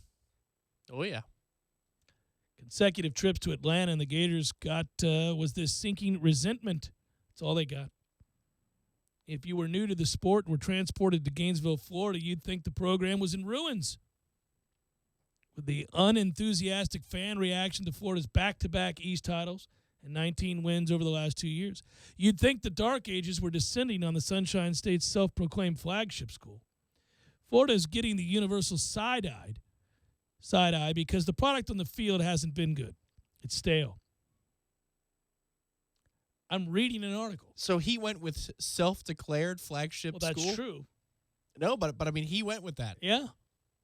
All right, Ashoff, I see you working. I love you. You're my favorite writer ever. As hot seat talk with Butch Jones, Kevin Sumlin, and even Brett Bielema intensifies, see if they'd trade sexy offensive numbers for a spot in Atlanta. Oh, here comes the redemption part of the article, I'm sure, after he's just eviscerated their successes. Slapped him with something. Yeah. Champions of life or champions of the East. In a society and sports realm that constantly demands the aesthetics always be pleasing, Florida is the undisputed champ of disrespected divisional winner. That's what makes America great. Everybody's got an opinion, said McElwain to ESPN. I'm okay with that. Our guys are okay with that. Our guys realize what they have in 2 short years, what they've been able to accomplish. I'm not sure a lot of other people have done that. No one has ever done that before. Since the SEC championship game's inception in 92, no coach has ever taken his team there in his first 2 years on the job. But ever since getting creamed by Florida State, a team Florida hasn't scored an offensive touchdown against in 2 years, and Alabama in consecutive weeks before last year's bowl season, the Gators have heard they merely backed into the SEC championship game again. When you lose 54-16 to Alabama in said game, fans tend to tune you out. When your offense continues to rank at or near the bottom of the league, even with an offensive-minded head coach, fans get antsy. They begin to question whether you have the right person on the job. So this is the uplifting part of the article. Yeah. I'd call it the accurate part in descriptive. What was that line about Florida State? Something about touchdown scoring? They haven't scored in 2 years against Florida State. I don't get it, said senior wide receiver Brandon Powell, who has witnessed the struggles of the Will Muschamp era at Florida and the resurgence under McElwain. That's why I stay off of social media these days. I stopped listening to those people. The truth is Florida hasn't moved the needle. Wins are the ultimate goal, but average fewer than 350 yards a game and fewer than 24 points turn the fans off. The players understand it. Defense has won games for Florida, but fans want a healthy dish of offense at the table. We have the best fans in the country, and they expect the most out of us, said senior safety Nick Washington. They expect the best out of us at all times. So winning the East 2 years in a row and them not being satisfied, as a team, we're not really satisfied with just winning the East either. I can't really be too upset with our fans. I do see where they're coming from. Yes. You don't score, you don't beat your rivals. That's a killer combination. You win the sorry-ass East in an average conference. It happens. Frustration mounts. It's just not enough. Not scoring touchdowns against your in-state rival? Despite scoring 21 points or fewer in 13 of 27 games under McElwain. Excuse me? Despite scoring 21 points or fewer in 13 of 27 games under McElwain. Ooh. Florida has gone to the Georgia Dome twice. Boy, discount the FCS teams, too. If McElwain's Gators averaged 30 points and had the same record, fans would be clamoring for a raise. We're a Presbyterian game being canceled away from McElwain having back-to-back 10-win seasons, said Florida Athletic Director Scott Strickland. I don't think he gets the credit he deserves. There's a lack of appreciation for what he's doing. Oh, that's rich. It's pretty hard for those fans to thumb their nose in this direction on, what without the scoring. And they have those honest moments. Wins. I mean, they can claim the East thing, and they'll do that loud and proud because that's all they have to hold on to at the moment. But then there's that quiet moment before they go to bed. Some of them have their eyes open, some of them don't. When they know, and it hits them, what they are. Well, fledgling is soon to be the answer, as that defense is no longer going to be nearly as stout as it once was. Yes. Players moving on and Is that a get safe- further removed from the Will Muschamp era. Is it a safe assumption that this year's defense is actually going to be as loaded as the ones of the past 3 or 4 seasons? Right, it certainly won't be, but they also think their offense is going to take a big step forward. And that being said, regardless, that offense should be under the microscope. It hasn't been any better than 82nd nationally in offense or 43rd in scoring since 2009. So Under the offensive-minded McElwain, Florida has ranked 99th or worse in those categories in both of his seasons. Oh, man. Yeah, this isn't just a slanted, cruel look at a rival by a Tallahassee talk show host. These are the numbers. Well, if only Steroid Boy wasn't caught. Florida has had one 800-yard receiver since 2009. One of them. That's a toughie. So, the numbers are the numbers, Tom. I actually thought I would read that. It came out today. I just would read that because I love, spring football articles. They come out. We're all kind of wondering what the weekend's going to look like in the various games and our rival. Just thought you'd want that assessment, trying to give you some balance, a little bit of love. Jeff Cameron Show, 97.9 ESPN Radio.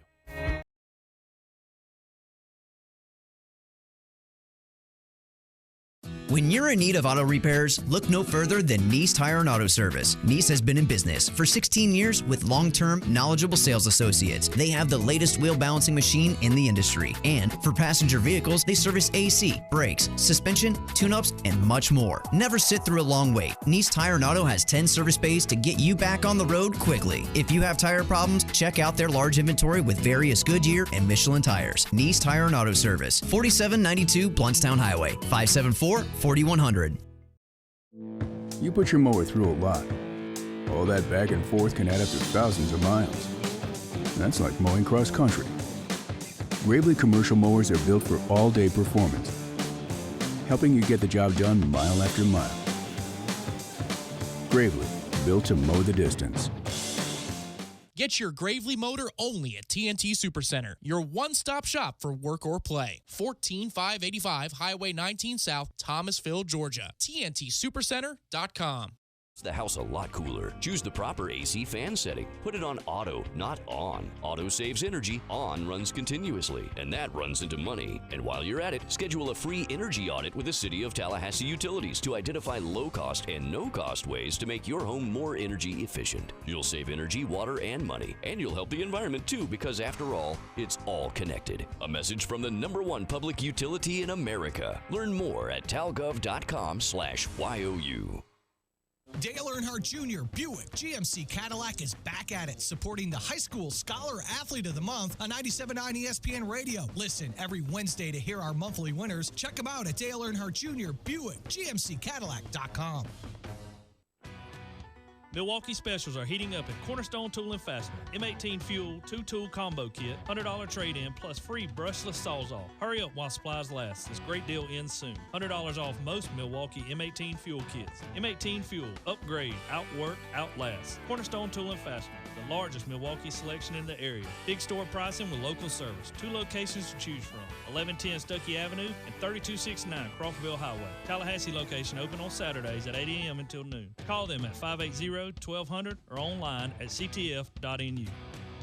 Join us for 8 days of nonstop tennis as the rising stars of the USTA Pro Circuit battle for a main draw wildcard into the French Open. It's the 18th annual Tallahassee Tennis Challenger, April 22nd through the 29th at the Forest Meadows Tennis Complex. Proceeds benefit the Wagner Neurointensive Care Unit at Tallahassee Memorial Healthcare. Sponsored by the Florida Lottery, Tallahassee Democrat, the City of Tallahassee, Tallahassee Memorial Healthcare, 850 Business Magazine, and Comcast. Blink 182, return, live in concert. This Wednesday at the Pavilion at the center of Tallahassee.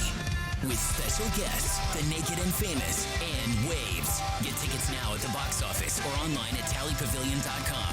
Blink 182, performing all the hits and songs from their brand new album. Check out Blink182.com. Presented by the Pepsi Concert Series, produced by AEG Live and Hookah. Dish TV is better than cable TV. Why? Because you can save 45% on packages compared to your high-priced cable bill.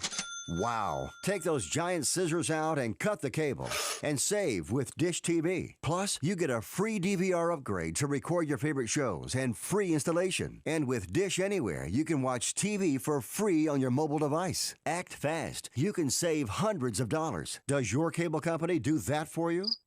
I don't think so. Get all the best TV programming at your fingertips at a fraction of the price of cable TV. So say adios, arrivederci, goodbye to the high cable bill and save up to 45% on Dish TV packages today. These are limited time offers and can change at any time. Call fast. 800-344-2066. 800-344-2066. 800-344-2066. That's 800-344-2066. Don't settle for a sissy sandwich. Beef O'Brady's new $5 Epic Grillers stuff epic meaty goodness between thick slices of brioche bread, double grilled, inside and out. Beef's $5 Epic Grillers. 0% sissy, 100% epic. ESPN Radio Sports Center. I'm Doug Brown. In the first round of the 81st Masters at Augusta National, it's live right now on ESPN. The world #1 player, Dustin Johnson, not able to play today because of a back injury. He fell on a flight of stairs yesterday. Barring any setbacks, the Warriors plan to have Kevin Durant back in the lineup tomorrow night against the Pelicans. He's missed the last 19 games with a sprained knee and a bone bruise. The NBA on ESPN Radio tonight at 7 Eastern, the Celtics and the Hawks in Atlanta. On the baseball scoreboard, the Cubs lead the Cardinals 5-4 in the 7th. Kyle Schwarber's 3-run home run just gave the Cubs the lead. The Reds beat the Phillies today 7-4. Pirates and Red Sox rained out in Boston. And for the 4th day in a row, a Kentucky basketball player declares for the NBA draft. Today, it's sophomore guard Isaiah Briscoe, who joins De'Aaron Fox, Malik Monk, and Bam Adebayo. Experience why for nearly a century men have trusted Barbasol for a close, comfortable shave. Whether it's extra moisturizing with vitamin E or soothing aloe, all you have to do is sit back and bask in the glory of your close shave. You're looking good, America. You're shaving with Barbasol. Live from the Dale Earnhardt Jr. Buick GMC Cadillac Studios in the capital city of Tallahassee, this is the Jeff Cameron Show on 97.9 ESPN Radio.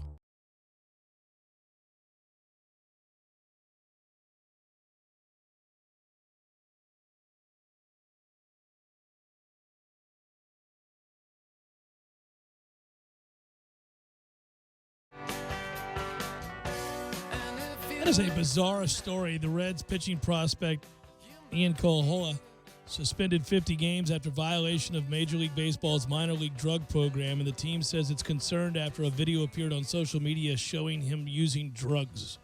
My man, obviously, needless to say, we're going to have to get a hold of the drug problem just in general. But if we are going to do drugs, might I suggest you not Snapchat doing the coke?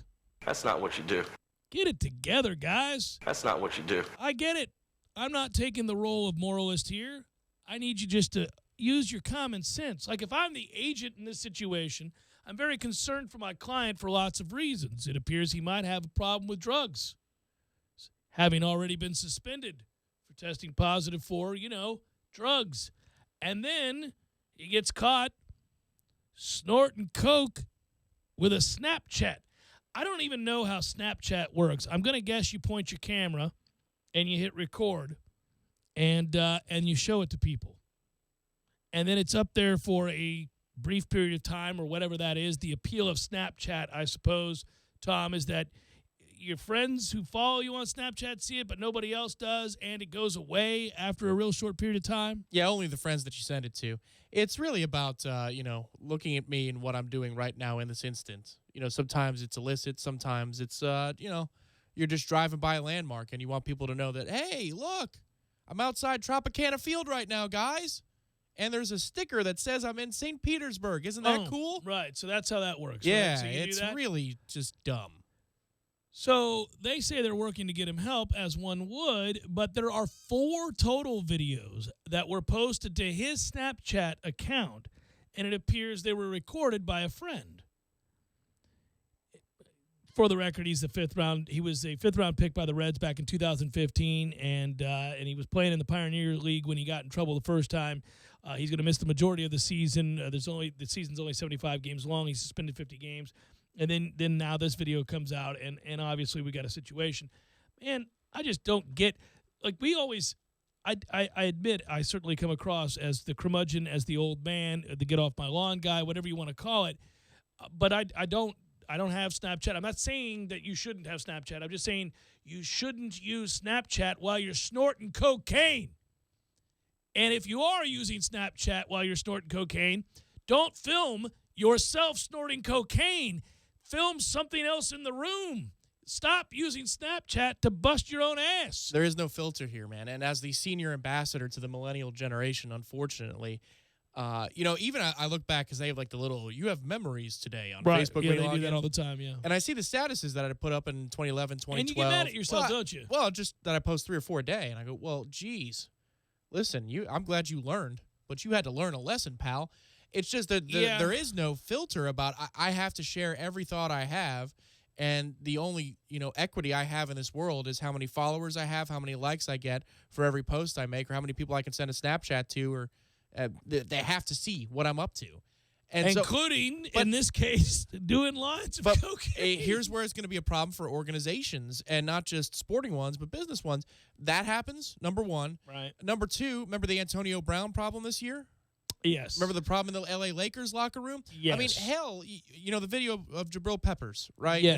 And all the times that they said his name in the broadcast in the Orange Bowl. That went viral on Twitter. Well, the end of it is what? The end of that video is Derwin James in the locker room and Jimbo talking junk about Jabril Peppers and all the leeway that the national media wants to give about Peppers, not being in that game. And he says, well, blankety blank, we didn't have our best blanking player all year long. I mean, these are the issues of the future. I can't fathom. You're going to have a compliance department or a watchdog department to watch all your players at all times, because they can't not tell people what they're doing, or in this day and age, more specifically, film and show people what they're doing. One of the things, it's interesting, moving away from this particular kid, and obviously I hope he gets help, and, clearly got a problem doing lines of cocaine on Snapchat, whatever. It was more about just, it starts as a joke with a PR firm, right? Going, my man, let's refrain from filming ourselves doing illegal drugs. Not good for your career. Now, move away from that story to what you're talking about, the overriding problem of filming or documenting every single thing you do, whether it's a transgression or something good or something in between or just something mundane. What I don't understand about the filming of the stuff in locker rooms that is becoming prevalent, and you made reference to the Antonio Brown situation, and he apologized for that profusely, but my problem with that isn't just that he released that video. It's that he thought it was okay to release that video, that he thought that was something that could be done as a thing, like something that I guess a young person wouldn't see as something wrong. And yet, one of the great things about sacrifice with others that you make in playing sports, especially sports like football, but we talk about a sacrifice of your free time. We talk about a sacrifice of, whether that's money, whether that's whatever it might be. You form a bond that has always been understood in athletics, maybe more than in almost any other place, because there's the blood, sweat, and tears angle of it all. There's the brotherhood of it all, and it's true of a sisterhood, or women playing sports as well. It wouldn't cross your mind. I never thought it would to cross your mind to betray that trust, to betray that locker room. The uniqueness of that is it's never been lost on the combatants, the players, the people that are involved with the giving, the sacrificing of their time and effort and all those things. Where did that get lost? I mean, we can make fun of millennials all we want, but how did it happen that line got so crossed? Because that was something that was inherent to the team aspect of sport that everybody understood. Well, you call the smartphone the cigarette of the 21st century. Right. I call it the security blanket of the 21st century. And that's the issue, is that it's always okay to have that on you. Like if there's a moment that there's silence in the room, you don't consider the silence. You go right to the phone. And that's something you're going to have to deal with your sons in the not-too-distant future. Well, no, and I get that. I'm saying the reason I call it the cigarette, we're calling it the same thing. It was always the safety net. It's become the thing where they sat down. Rather than deal with silence, people used to light up cigarettes so they'd have something to do. Correct. This is the same thing. They're just distracting themselves from the silence. They don't want to have to think. But there's a difference between that, Tom, and we agree on that.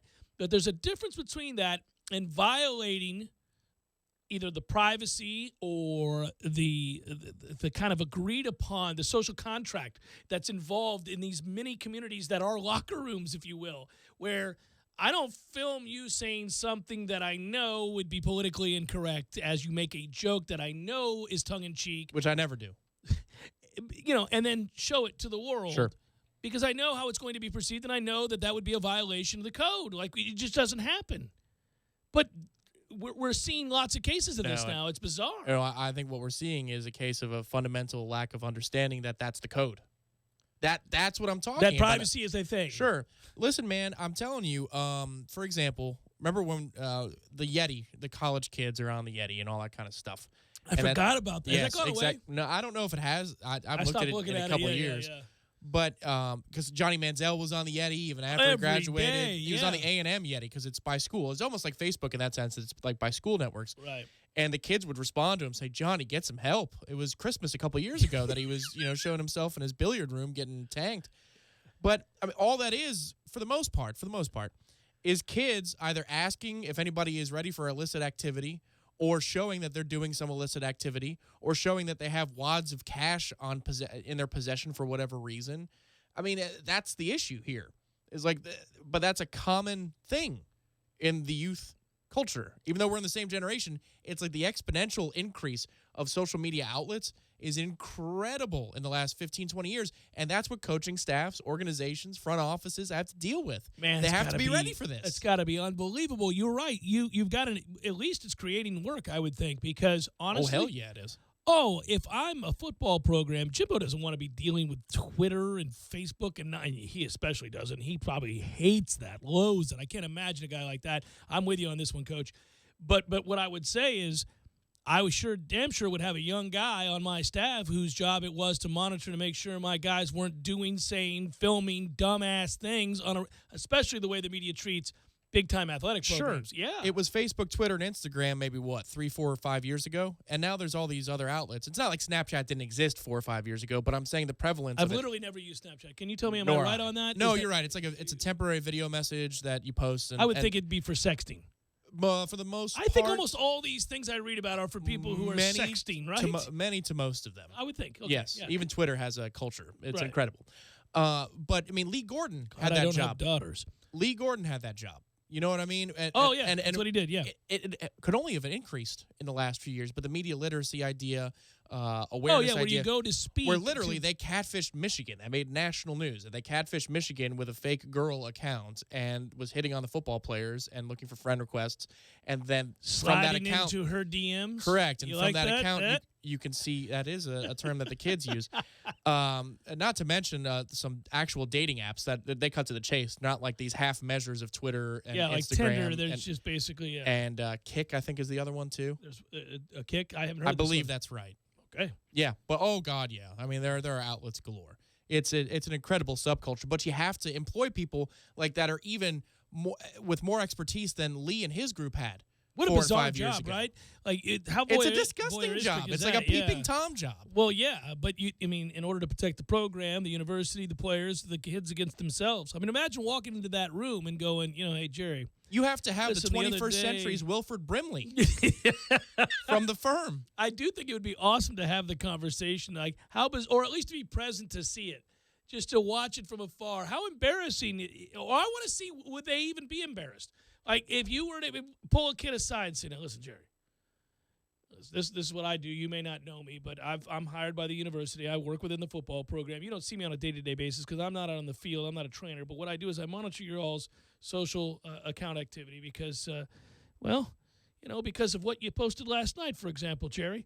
Listen, we can't just be taking pictures of our junk and sending it to da-da-da-da-da. And then seeing whether or not they would even be embarrassed by that. No, that was a text message issue 5 to 7 years ago. Now, yes, those photos can appear on any number of them. Oh, man. Bizarre. Jeff Cameron Show, 97.9 ESPN Radio. By the way, just as an aside, the PR firm is suggesting you don't do blow on Snapchat. Just a thing. Just to say, that's what started this whole segment. Let's avoid the blow on Snapchat. You'll be all right, kids.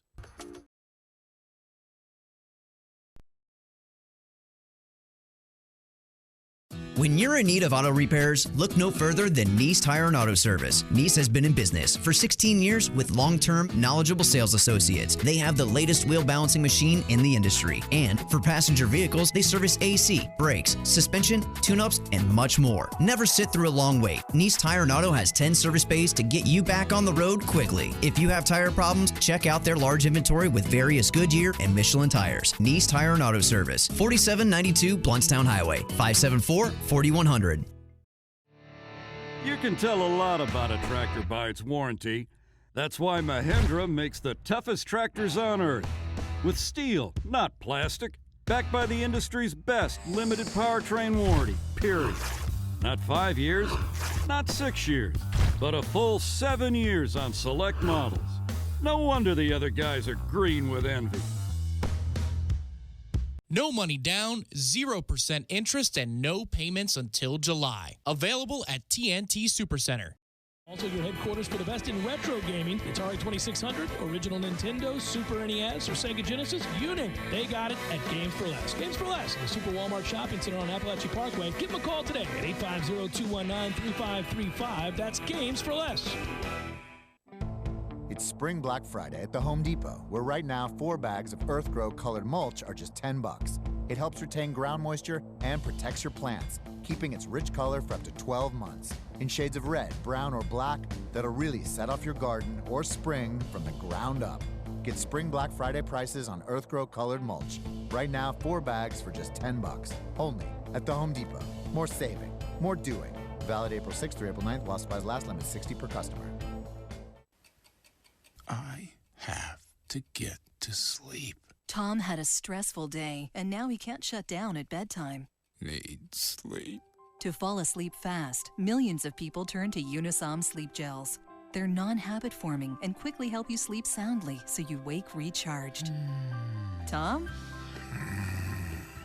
Unisom sleep gels. A stressful day deserves a restful night. Use as directed. Active ingredient diphenhydramine hydrochloride. Not sure where to go watch the big game? How about the Fourth Quarter Bar and Grill? Watch Florida State baseball on one of the fourth quarter's 28 televisions. Have you heard about Bubbles and Brunch at the fourth quarter? Every Saturday and Sunday morning from 7 a.m. to 2 p.m., that's 7 hours. You get unlimited mimosas and Bloody Marys along with a signature breakfast for just $16.99. That sounds like trouble. Tuesdays at the fourth quarter is Trivia Night featuring Professor Jimmy and $16.99 all-you-can-eat chicken wings.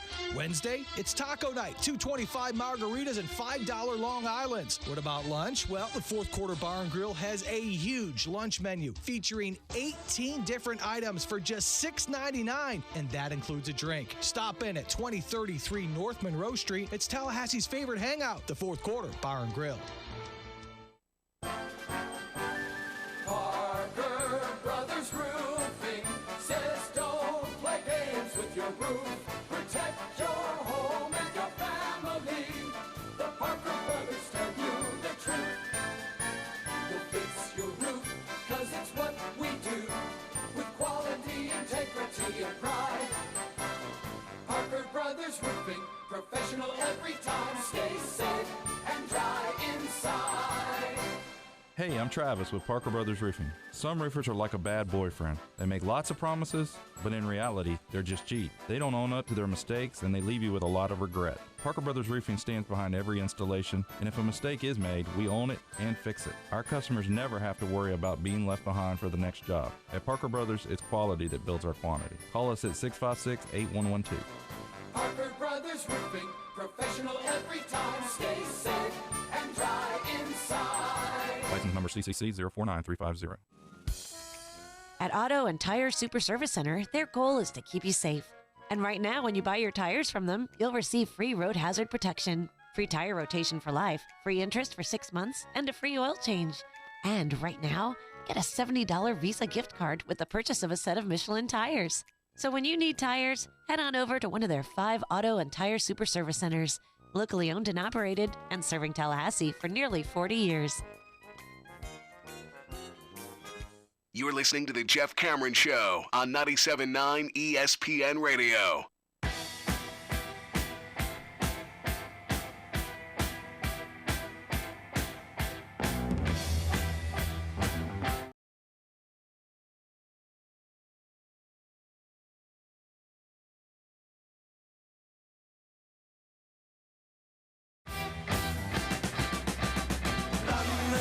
little rest in peace to good old Don Rickles. If you're getting in your car, getting out of work, Don Rickles died today. That stinks. But he was, 90-plus years old? So, you make it. That's a good run. And what a run he had as a legendary insult comic, if you will. Yeah, he had and quick comedic immunity in the way that diplomats have diplomatic immunity. Well, because he arose at a time where you could make certain jokes, but he also performed them, said them, stated them, delivered them in such a way that he kind of diffused some of the elements of the joke that otherwise wouldn't be acceptable. He was also an equal opportunity offender, if you will. He made fun of every race, every religion, every creed, color, you name it, male, female. It was great. And, of course, I'm not equating these two because one is a legend and the other is legendary in its own right. But it's kind of like South Park. South Park goes after everyone. And you got to do it that everyone. way. If you're going to do it, you have to go after everybody. That's the only way it works. But this dude, is a legend. Everyone. Yeah, this dude is a legend in his own right. You know what's weird is I'm of the age, and at 45, when I would watch movies that came out long before I was born, or maybe not even that long before I was born, but when you're a little kid, you know how your dad will watch a movie, or you'll walk in and your dad's watching a movie and they'll go, this came out in 1962, son. It's one of my favorites. It's a war movie from da-da-da-da, The Guns of Navarone. Right, whatever it might be. I thought about it just now when I saw that he had passed. He's in Kelly's Heroes. I remember Kelly's Heroes because Clint Eastwood's in Kelly's Heroes, and I can remember walking in and seeing my stepdad watch that film. That's a black and white picture that came out before I was born. He was in the show Get Smart, if you remember Get Smart. He's in a couple of seasons there. He was everywhere when I was a kid on reruns, like Gilligan's Island, the Beverly Hillbillies. He was on all these shows. The Dick Van Dyke Show. I used to love the Dick Van Dyke Show as a kid. He's in episodes of, or at least one episode of The Twilight Zone. He had a career at Sanford. He was even in Sanford and Son. Don Rickles was everywhere. Tales from the Crypt was in the movie Casino. That's right. He's in Casino.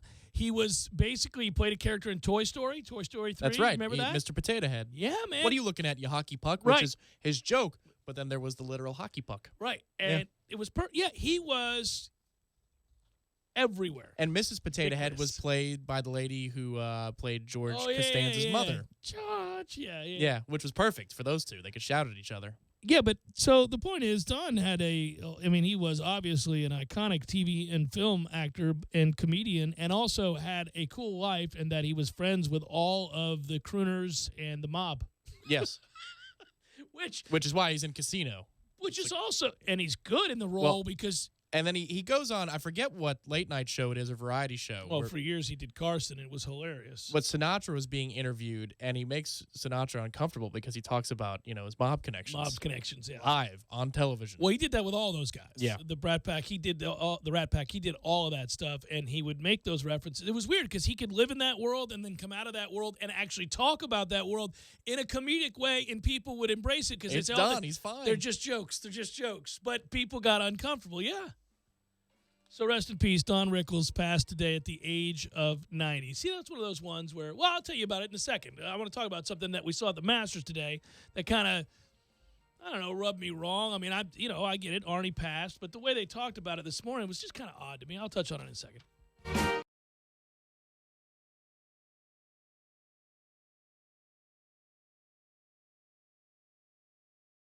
When you're in need of auto repairs, look no further than Nice Tire and Auto Service. Nice has been in business for 16 years with long-term, knowledgeable sales associates. They have the latest wheel balancing machine in the industry. And for passenger vehicles, they service AC, brakes, suspension, tune-ups, and much more. Never sit through a long wait. Nice Tire and Auto has 10 service bays to get you back on the road quickly. If you have tire problems, check out their large inventory with various Goodyear and Michelin tires. Nice Tire and Auto Service, 4792 Bluntstown Highway, 574-4100.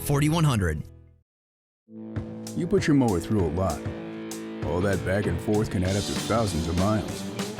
That's like mowing cross country. Gravely commercial mowers are built for all-day performance, helping you get the job done mile after mile. Gravely, built to mow the distance. Get your Gravely motor only at TNT Supercenter, your one-stop shop for work or play. 14585 Highway 19 South, Thomasville, Georgia. TNTSupercenter.com. You play beer bingo for signature corner pocket prizes. And if you're feeling the heat, Fireball shots are just $3.25 all night. The Corner Pocket Bar and Grill, Appalachie Parkway next to Earth Fair. He's gone! Tallahassee loves the Corner Pocket. The City of Tallahassee Utilities reminds you that it'll be summertime before you know it. And summer's when we all benefit from positive environmental practices, like saving energy, water, and money. Because after all, it's all connected. When your home is energy efficient, you save money on your utility bill, but you also help the environment. Because using less energy saves precious natural resources. Here are a few simple tips. Easy things you can do to use less energy. In the summertime, set your AC thermostat to 78 degrees, and even a little higher when you're away from home. You'll be amazed at the money you'll save. Close shades, drapes, and blinds during the day. It keeps the house a lot cooler. Choose the proper AC fan setting. Put it on auto, not on. Auto saves energy, on runs continuously, and that runs into money. And while you're at it, schedule a free energy audit with the City of Tallahassee Utilities to identify low-cost and no-cost ways to make your home more energy efficient. You'll save energy, water, and money, and you'll help the environment too, because after all, it's all connected. A message from the #1 public utility in America. Learn more at talgov.com/YOU. Have you heard? Proactive Plus is faster and better than ever. Stay tuned for a 1,000,000 bottle giveaway, and you'll also receive free shipping. Do you have troubled skin? Acne? Well, we have great news. With Proactive Plus, your acne can heal, and you can help prevent new breakouts from happening. Don't miss this limited time offer. Give us a call, because we're going to let 1,000,000 people try Proactive Plus risk-free and get 2 free gifts, and also receive free shipping when you call right now. You heard it. This offer won't last long. So call Proactive Plus now, and you'll receive a 60-day risk-free trial of Proactive Plus, 2 free extras, and free shipping. This is our exclusive radio offer, never on TV. Get your risk-free 60-day trial of Proactive Plus with free shipping. That's right, free shipping. Don't wait. 800-489-1397. 800-489-1397. 800-489-1397. That's 800-489-1397. Got a paint project you haven't started? Now's the time to begin. The Home Depot has Behr Premium Plus interior paint starting at just $23.97. It's a paint and primer in one, so you're not covering the same wall over and over. You paint it, then move on to the next one. We're pouring more into paint with unbeatable prices on Behr Premium Plus interior paint, now starting at just $23.97. The Home Depot. More saving, more doing. U.S. only. See store for details. Hop on over to JCPenney's Easter sale, now through Tuesday. It's 7 days of great deals on select kids' Easter apparel, like adorable girls' dresses just $14.99, with shoes to match for $19.99. And festive boys and girls' Easter tees, just $5 each. Plus, stack on the savings and take an extra 20% off with your JCPenney credit card and coupon on select items throughout the store and at jcp.com. Hurry, JCPenney's Easter sale ends Tuesday. That's getting your pennies worth. JCPenney. Coupon valid now through 4/11. Credit offer subject to credit approval. Some exclusions apply. See store or jcp.com for details. When you're in need of auto repairs, look no further than Nice Tire and Auto Service. Nice has been in business for 16 years with long-term, knowledgeable sales associates. They have the latest wheel balancing machine in the industry. And for passenger vehicles, they service AC, brakes, suspension, tune-ups, and much more. Never sit through a long wait. Nice Tire and Auto has 10 service bays to get you back on the road quickly. If you have tire problems, check out their large inventory with various Goodyear and Michelin tires. Nice Tire and Auto Service, 4792 Bluntstown Highway, 574-4100. Don't settle for a sissy sandwich. Beef O'Brady's new $5 Epic Grillers stuff epic meaty goodness between thick slices of brioche bread, double grilled, inside and out. Beef's $5 Epic Grillers. 0% sissy, 100% epic. Broadcasting live from the Dale Earnhardt Jr. Buick GMC Cadillac Studios. This is 97.9 ESPN Radio, WTSM, Woodville, Thomasville, Tallahassee. ESPN Radio Sports Center. I'm Doug Brown. In the first round of the 81st Masters at Augusta National, it's live right now on ESPN. The world #1 player, Dustin Johnson, not able to play today because of a back injury. He fell on a flight of stairs yesterday. Barring any setbacks, the Warriors plan to have Kevin Durant back in the lineup tomorrow night against the Pelicans.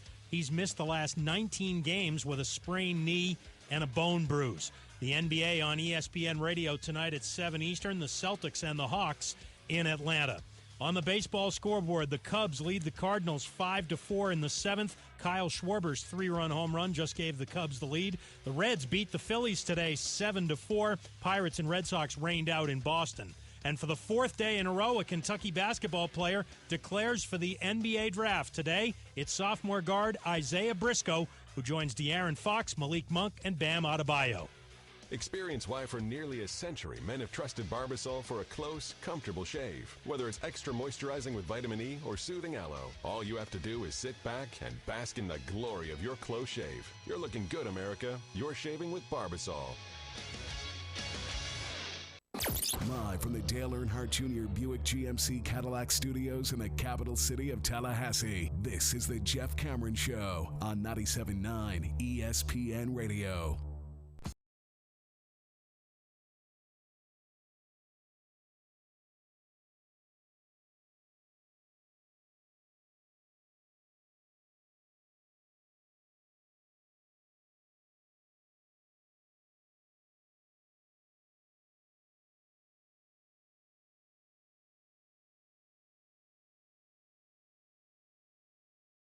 Final hour of the Jeff Cameron Show, at least for today. Thanks for tuning in to it. Hope you are well. I'm Jeff. That's Tom. We're online. ESPNTallahassee.com. That's where you go to listen live via the streaming free always. Don't miss anything. But if you do, remember this. All 3 hours posted. Limited commercial interruption. Thanks to our great sponsor, Carlton Dean, CarltonDean.com, where you can learn more. Utilize to your advantage the skill of, understanding commercial real estate and income-producing property, CarltonDean.com. By the way, that show is posted every day, all 3 hours. That show being this one, of course, on iTunes and in our own audio vault. So you don't have to miss anything. And you can email the show if you like. It's jcs@979espnradio.com. Find me on Twitter at jcameronshow. WTSM app works. TuneIn Radio app works, although I don't use it very often anymore thanks to the WTSM app. And on YouTube. Hello, everybody. Thanks for tuning in on YouTube. ESPN Tallahassee is the feed there. So there you go. You got all that good stuff. Hey, did you see, were you up this morning? It's Masters time. I won't ruin it for you guys. We've got it on out here, and I'm kind of saving it myself. So I'm sorry, what'd you say? I was watching the Masters in here. I don't want to ruin it for people who, well, first of all, the coverage is so limited. I do get frustrated by that. I think we are spoiled these days, and at the whims of their restrictions, it's annoying. Well, given what we talked about yesterday ad nauseum for baseball media consumption in general, one would think that Augusta National would want to make a lot more money, and they could by having a full-on web broadcast that you charge simply $20 for, and they'll hand the money over, Jeff, without even thinking that's about what you were it. going to say. I knew that was coming. I think they got plenty of money there at Augusta. But, yeah, it's here's the deal. It always runs the fine line between historic, hallowed grounds, as they say, and completely pretentious white nonsense. That's the whole thing. You can't help but feel it when you watch any of this stuff. Like watching Hootie Johnson this morning for the ceremonial first tee shots, walking Arnie's widow out there. It's Billy Payne these days. Oh, is it Billy Payne? I thought it was Hootie Johnson. Aren't they the same people? Yes. Okay. That is the point. Yeah. When he was out there this morning, he said, quote, I got to think about how to phrase this. Did you watch it? I watched it. Did you watch Gary Player and Jack tee off? Yes. Okay. I watched Payne address the people. I didn't watch the procession out to the seats, but I watched him address the people, yes. All right, so can you tell me real quick, and I'm going to be, you guys who've been listening to the show over the years for a long period of time, you understand, I think, how to take this. If you're new to the show, maybe you won't, and maybe you'll get offended. I'm not really worried about you, but you're probably going to get offended. How long has Arnie been dead? Several months. Several months, right? Yes. All right. I mean, it's certainly not last week. I mean, he's been dead for a little while, and they knew he was going to be dead. Remember last year at this time? Oh, we had a very lengthy conversation about this. Thursday, wasn't it? Right. Well, if you recall, I mean, the man was sitting there, very much alive, literally sitting there. Today that chair was there, and they laid the green jacket on it and the whole to do. Well, at the time they were speaking about him in the past tense, and I was like, well, good Lord, that's a bit rude. He's right there, Billy. But anyhow, they like to make a fuss about themselves there, and certainly anybody that was ever great in the game of golf, and Arnie was that, without question. I'm not trying to besmirch Arnie's reputation or what he achieved in the game and what he meant to people. I'm not. But, I mean, Tom, I love you. If you died tomorrow, I'd have a lot of nice things to say about you, and I'd think about you probably often for the rest of my life. I would. I wouldn't 7 months after you were dead come on the air to go, the pain is almost too much for us to bear, and now, yet today we will beg move to forward. differ, sir. If the Mets won the World Series and I died tomorrow, you probably would have some kind words to say. I would, but I would not talk about it as if it was happening this week, like it was fresh, that it just occurred. He's talking about it like we all just found out Arnie's dead and the Masters has arrived. What do? He sat there this morning and said, though we'll fight through the almost unbearable sadness we feel today. Get the hell out of there with that nonsense. We did this at Bay Hill. Okay. It's all over the top. Yes, there is a fine line. Now, they have to call... Unbearable sadness? Yes, that is over the top. We're fighting through this unbearable sadness we feel today. Once again, yes, that is over the top. However, given that there is a starter ceremony, you have to acknowledge the passing of somebody who's been on the starter ceremony first tee for years. Without question. I'm not objecting to acknowledging that the man is not there this year. And I didn't object last year to them tipping the cap. Well, I was on to that.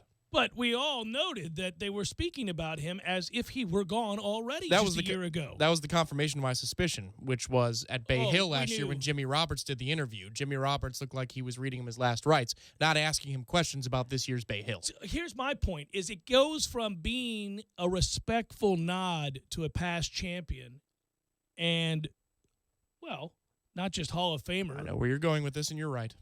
Right? I mean, do you see where I'm going? Yes, to a celebration of the Masters and everything that is great about the Masters, and that Arnie was along for the ride of the greatness that is the Masters. Right. That's what yes.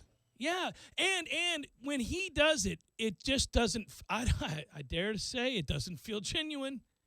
I mean, Arnie's wife was fine. She's cool. I mean, she's had a lot of time to think about it. Months have gone by. Well, the one thing that was at least revealed, I don't know that it had been before, but he had said in his remarks that Arnold's health was suffering for years. So apparently that's probably why, if I'm just going to play detective here, that Arnold's widow is in a seemingly okay place. She knew he was going to die for 6 years. Being old and passing away is one thing. Being like really old and passing Which in your 80s he also or 90s. was. Yes. But there's another thing if you've been braced that this day is coming because you've been given a finite amount of time to walk the earth. You know what I mean? So, yes, I could see why she would be well-adjusted. I think Jack looked well-adjusted. Gary? For the most part, they teared up a little bit. I mean, they had their moment, obviously. Arnold died September 25th, 2016. Okay? Yeah. Okay. I'm not saying, listen, if you lose a family member, you lose somebody you love, you might miss them terribly and have cause to miss them 10 years after they're dead. I'm not saying that doesn't happen. It's just that you don't prattle on in ceremonious fashion. What you do is you have the moment of silence that they had. Right. And you say, every patron this week who comes here, we're going to issue the Arnie's Army badge. Which is fantastic. In memory of Arnold Palmer. Yes. And we move it along. And the Arnie's Army had a special tie to Augustus. So it's all appropriate. Very appropriate in that moment. All right. But you don't say, yes, unbearable sadness. When he said that, I have to confess to chuckling. Now, maybe I'm an ass. But that quote, as soon as he said that, I went, oh, come on, man. What are we doing here? Here we go. I even wrote it down. The almost, that was the phrase before the first tee shot. The almost unbearable sadness we feel is surpassed only by the love we have for Arnold. All right. That's fine. If you're not invited to say that at his funeral, there's no need to say that on the first tee of Augusta's Thursday. I'm going to leave it alone because next year. People will get uncomfortable. No, it's crazy. It's kind of like Patino invoking 9/11. It seemed a bit much. Right. And I think in situations like that, it's in some ways more disrespectful. Do you understand? Yes. It's more It's like the fake patriotism I'm always talking about. But it's not just about that. It's also the same tactic that an intrepid journalist like Tom Rinaldi will use to get somebody to cry. Try to get to somebody to cry. It's the worst when it's not You're trying genuine. to create a moment that's not there. Especially since he died in September of 2016. Sure. No, he didn't die last week. On-field interviews are like that all the time with coaches or players. What does it mean to you since your father passed 6 months ago to be here? Come on, why are they asking that question? No, because they've been informed that they need to get a guy to break down. Well, and I will say this: which is dirty. It is dirty, but even if a producer doesn't do that, if a journalist does that on their own, hoping to capture the moments that they get praised, that's BS. Right, you're turning the spotlight to yourself. That's my point. Well, and you're also trying to evoke something that isn't there genuinely. Now, if the subject is already welling up, then you ask the question, but you don't try and force it. Also, if it's of the moment. If Arnie had died last month, if Arnie had died 3 weeks ago, and it was all so sudden, even though he wasn't young, I could understand that you might say, "Gosh, it was it was alarming to see that he had passed." Just a couple weeks ago, and here we are at a place like this that he helped make famous. Okay, I got it. There's the JCS PR firm, but if you had the JCS Event Planning Corporation, and we were hired to run the Masters and have everything choreographed as to how the Masters is going to start, I would have done what you said. Okay, so you would have had a moment of silence. I would have had a moment of silence. Maybe even the chair, maybe, but you don't need that chair a eulogy. You don't need to redo that. He was 87 years old. Yes. You have a moment of silence, the buttons, and a quick, tip of the cap from Jack and Gary. If they want to offer some thoughts, they are more than welcome to offer some thoughts about their fallen brother. You know what I mean? Lest somebody thinks that I lack a soul or a heart. My grandma is in her 90s. The day she passes, which I hope is well into her hundreds. Might be with the Native American blood. And she is sharp as a tack and just saw her not long ago. I will be sad when she dies, even though she has lived a good, full, long life. I will be sad, and we will have that moment. A year plus later, when we talk about her, there may be a time where I feel emotional. But I wouldn't suspect that when we go back home to have family meetings that we're going to stand up and have some grandiose ceremony before dinner as if it just happened. And moreover, if we were at a very public event, a huge thing, well after all of the salutes and tributes and moments to immortalize have already been done. Yeah, but you know what's going to happen. All the majors have to do it now. Because the Masters did it, everybody else is going to feel compelled lest they did not pay proper tribute to Arnold Palmer. I think this is also a larger discussion about what they've done. They do this in sports in general, and it drives me nuts because I do think it's disingenuous, and sometimes it's downright cruel. Now, it wasn't cruel this time with Arnold because he wasn't wheeled out there, but when they wheeled Ted Williams out for the All-Star game in Boston, I get what the intent is. My man was drooling on himself and shaking. Yeah. You don't do that. The Red Wings did that, too, with Gordie Howe. Just I don't know don't if do you it, saw man. that in the past year before he passed away. But they celebrated Gordie Howe's birthday. They had him try to blow out a candle, but he couldn't physically do it. I'm not even kidding. Now, they did not trot him out to center ice to run this ceremony, but they had it on the video from under the arena. Is that right? They had the people I didn't see it. show Gordie how much you love him, and everybody's chanting, and he looks nervous and scared and confused. Yes. That's not what we do. No. Like, good Lord. You know the You only reason the Red Wing emblem is famous? It's Gordie freaking Howe. That's how you're going to do him? With his son holding his arm, and his son ends up blowing the candle out because Dad can't. Remember the Yankees? Oh, yeah, with Steinbrenner. He's weeping. He's scared. That was He's the scared. saddest thing I'd ever seen. Yes. That poor man was very frightened, and one side of his face didn't work. Yeah. And he was shivering, and they were whipping him around that stadium, Sure. and he didn't know where he was, and he looked lost. Yeah, and you he know- could barely get his hand up. I'm like, What it this reminded is me like of, a mockery. You know, one of my nieces had terrible stage fright when she was younger, and she got over that, but it was just this phase. And she'd be happy to dance and play and do whatever, but then if she took center stage and everybody in the room was Scared looking her, at her, yeah.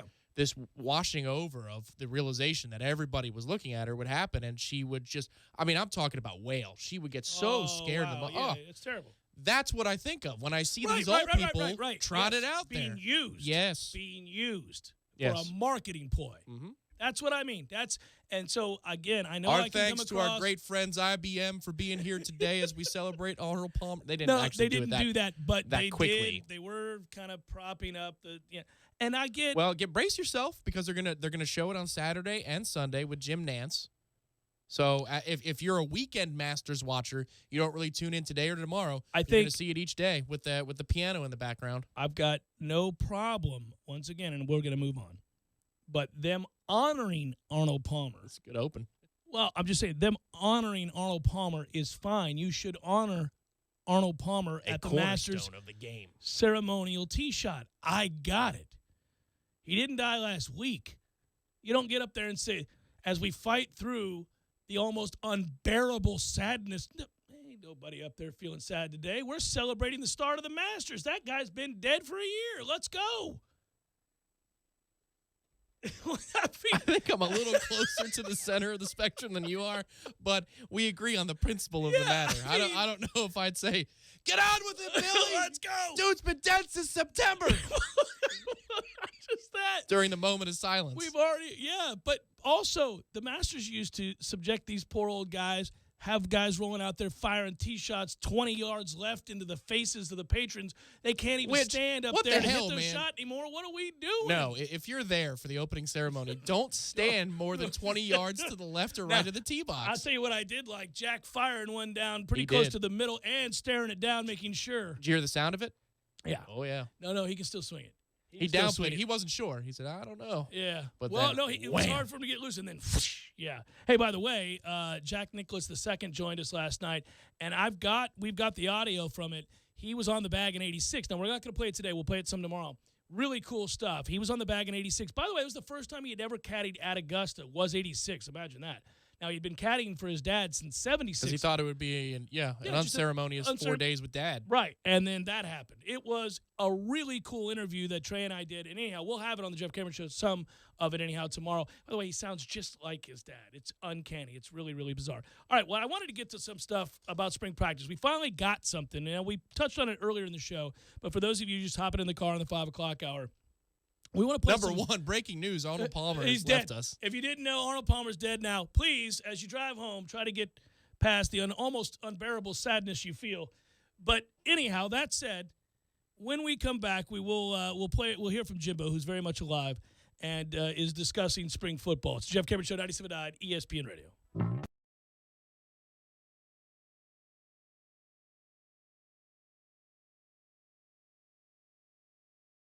When you're in need of auto repairs, look no further than Nice Tire and Auto Service. Nice has been in business for 16 years with long-term, knowledgeable sales associates. They have the latest wheel balancing machine in the industry. And for passenger vehicles, they service AC, brakes, suspension, tune-ups, and much more. Never sit through a long wait. Nice Tire and Auto has 10 service bays to get you back on the road quickly. If you have tire problems, check out their large inventory with various Goodyear and Michelin tires. Nice Tire and Auto Service, 4792 Bluntstown Highway, 574-4100.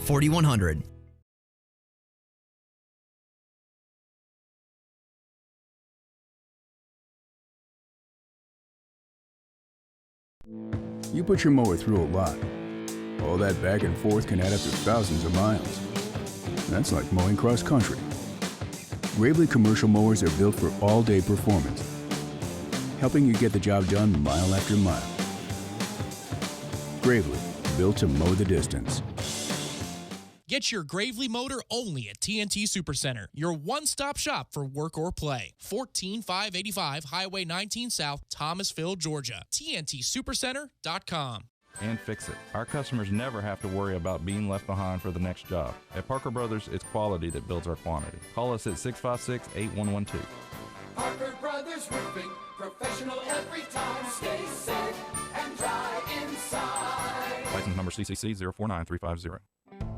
It's Spring Black Friday at the Home Depot, where right now 4 bags of Earthgrow colored mulch are just $10. It helps retain ground moisture and protects your plants, keeping its rich color for up to 12 months. In shades of red, brown, or black that'll really set off your garden or spring from the ground up. Get Spring Black Friday prices on Earthgrow colored mulch. Right now, 4 bags for just $10. Only at the Home Depot.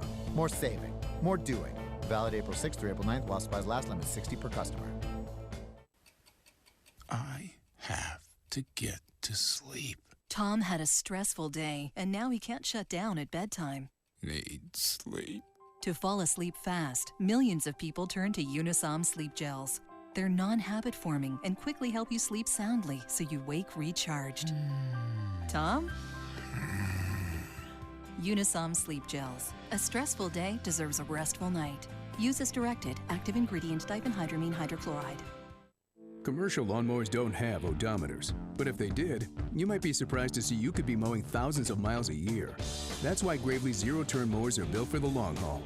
So when you're mowing the equivalent of Miami through Kentucky bluegrass country, all the way to Seattle, and back again every year, you can count on your Gravely zero-turn mower to get the job done, mile after mile. Gravely, built to mow the distance. Zero money down and 0% interest with qualifying credit. Only at TNT Supercenter. Get your Gravely mower today. Hi, Chris Kraft for Kraft Nissan. As most of you know, it's that time of year again. Tax refund time. What does that mean for all of us? It means that every single car dealer in town will be trying to shout the loudest for you to bring in your tax refund. Bring in your W-2s, and they will put you in a used car that is nothing like what you really want. Well, guess what? Kraft Nissan's New For You program is an absolute game changer. We don't need your tax return. We don't need to see your W-2. And absolutely the best of all, we will not sell you an overpriced used car. And that is exactly why at Kraft Nissan, we call it the New For You program. We will plug your information into our system, which approves 4 out of 5 people with damage credit, and at the end of the day, you will drive away in a brand new Nissan, with or without a tax refund. You know the deal. Recently divorced? No problem. Recent bankruptcy? No problem. Credit score under 600?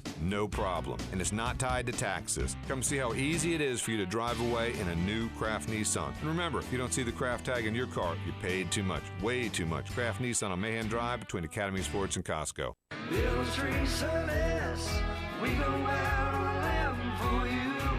Hey, this is Clay with Miller's Tree Service. When you need work done in your yard, you want a professional, someone you can trust to provide high-quality service and get the job done right. We've got 3 certified arborists and 6 work crews that can meet all your tree care needs. Hire the professionals at Miller's Tree Service, where we'll go out on a limb for you. Miller's Tree Service, we go out on a limb for you. This is the Jeff Cameron Show on 97.9 ESPN Radio.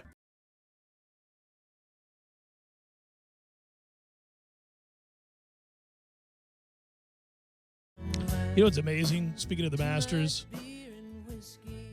somebody who wants to be offended will be offended thinking I made fun of Arnie's death. I wasn't. I was making fun of the Masters.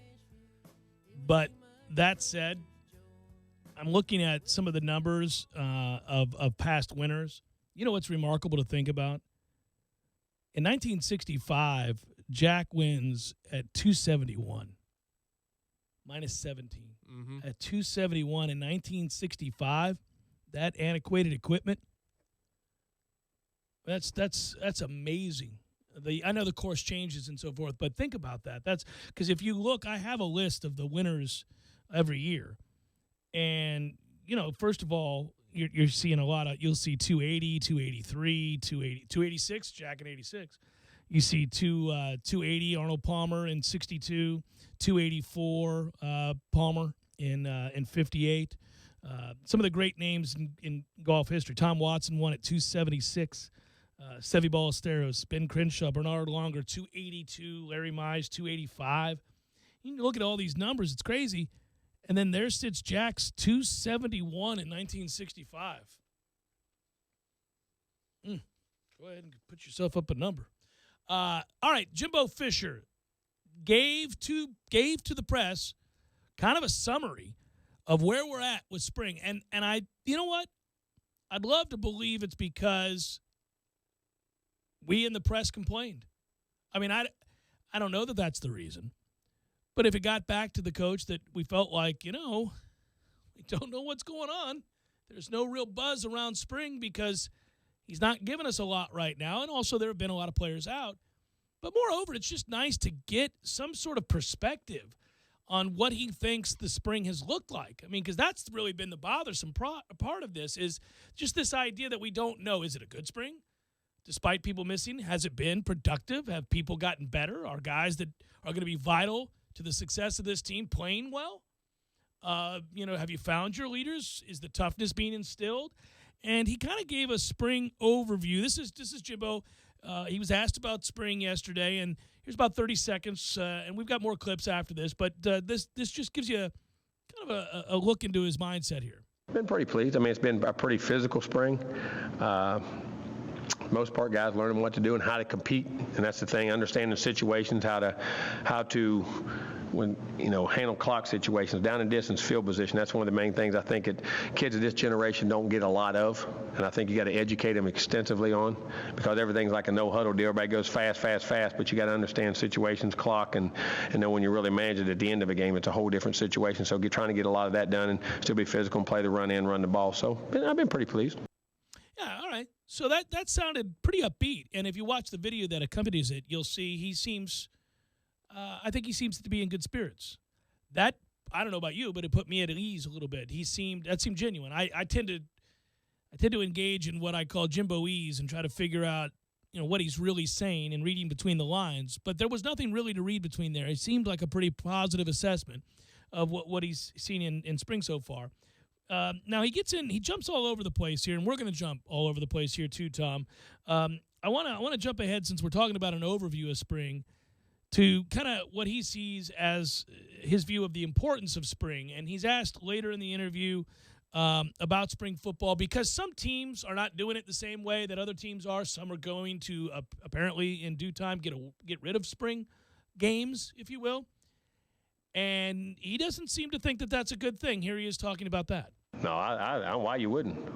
A lot of times that's an opportunity for your fans to come back, for you to put them in a game situation where the clock's running, things are live, there's officials out there, and the atmosphere and environment. If you get the right one and you can fill this thing up with 70,000, 80,000 people, when do they ever get to walk out in that kind of pressure and that kind of environment? I mean, you can't simulate that in practice. I think all that's important, and I think that whole atmosphere is. I think it's really important. Jimbo, with these games, though, more and more of them being on TV, is there a concern from coaching staff about maybe not showing too much out there? We always do. You never do in the spring game. People can come anytime. I mean, in your spring games, you're going to be base, because you're looking for execution, and you're playing so many young people, and sometimes you're playing guys that possibly could be walk-ons to fill in spots, and you're running your base stuff because you don't care. You're not trying to win.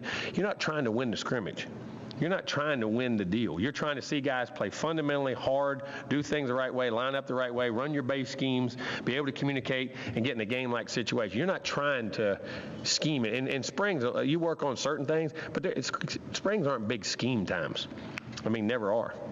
Have never been for me. And anywhere I've ever been, it's never been like that. Yeah, so he kind of reiterates that, look, it's about learning the basics and teaching kids sort of getting back to fundamentals, if you will. And then also making sure they understand. Well, making sure that there's communication between the sideline and players amongst each other, and certainly that's something on defense that has been a hot-button issue for us as fans. I got into another issue that we as fans are bringing up on a regular basis regarding the offensive line, in particular, kind of looking at left tackles and who's doing what. And I always encourage you, when you hear Jimbo Fisher talk, even when he's talking about specific players, to really listen to kind of the tone.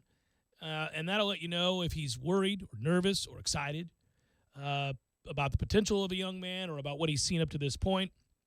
This Coach Fisher, good 30 seconds, kind of talking about the left tackles and the different linemen that have kind of stood out this spring. Josh Balls Juwan Williams had a good time. Josh Balls played well at times. Frith had, he got an ankle, and it's hard to get on that edge when you get an ankle. He turned that ankle. He's playing with a turned ankle.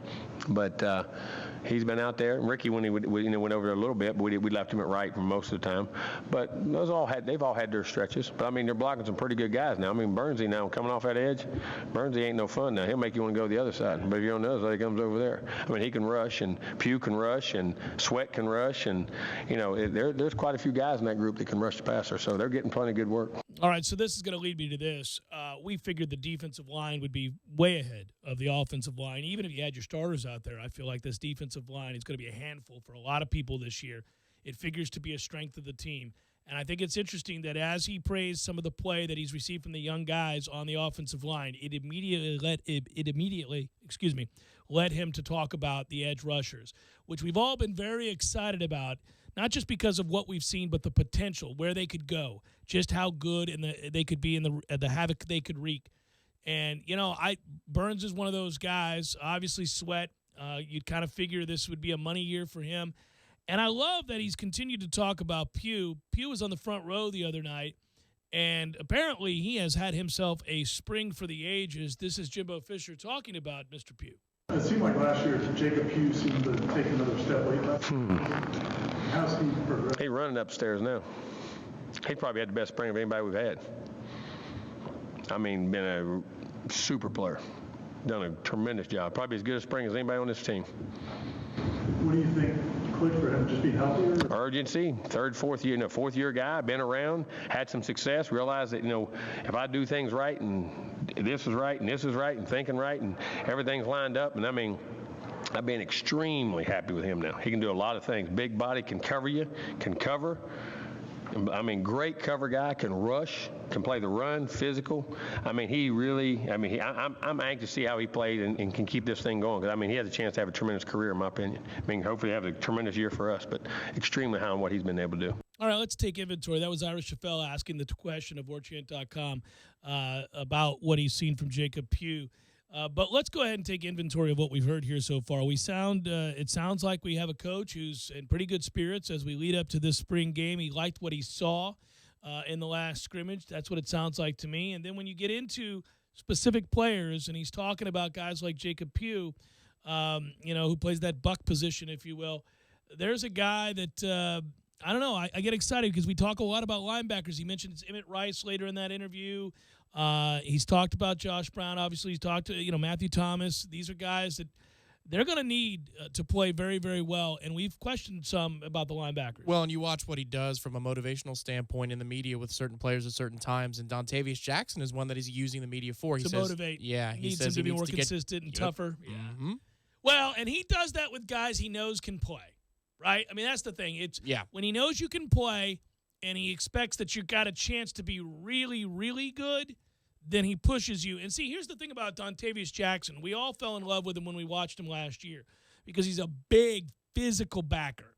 And he isn't afraid to stick his head in there and didn't need the prodding to do it even as a freshman. So he had the body and the mentality to play the position. He's just a sophomore now. And so Jimbo is going to do this from now until he leaves here because he sees that the kid could be a star. He could be an NFL player. He's done that with every linebacker that he's brought in here that showed promise, especially early in their careers. And once he recognizes that a guy can be something, is more than just another guy, more than a jag, as they say, then he's going to prod. He did it. Big Rod Johnson at left tackle, he did it from day one. Hey, going to need a little bit more out of you, big fella.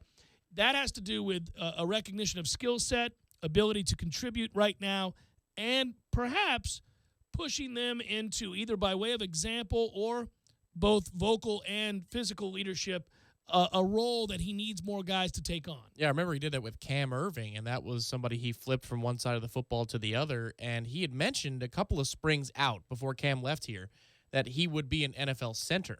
And yet he was playing left tackle for us at the time. They didn't make the switch until a season later. Yeah. But he talked often about how Cam needs to be more consistent, more vocal, and then on it goes. If a guy's got talent, it's not good enough. I mean, KB was a guy who wasn't good enough, and even when he went on a little bit of a run there in the middle of the season, which he followed up all the way through to the end, I mean, Jimbo wasn't exactly going to heap praise right away. Well, and I'll give you an example of this. He's got guys we think potentially who could be KB-like, maybe not all of those physical tools. He does talk about the receivers. He also talks about the defensive backs. When we come back, you'll hear that. It's Jeff Cameron Show, 97.9 ESPN Radio.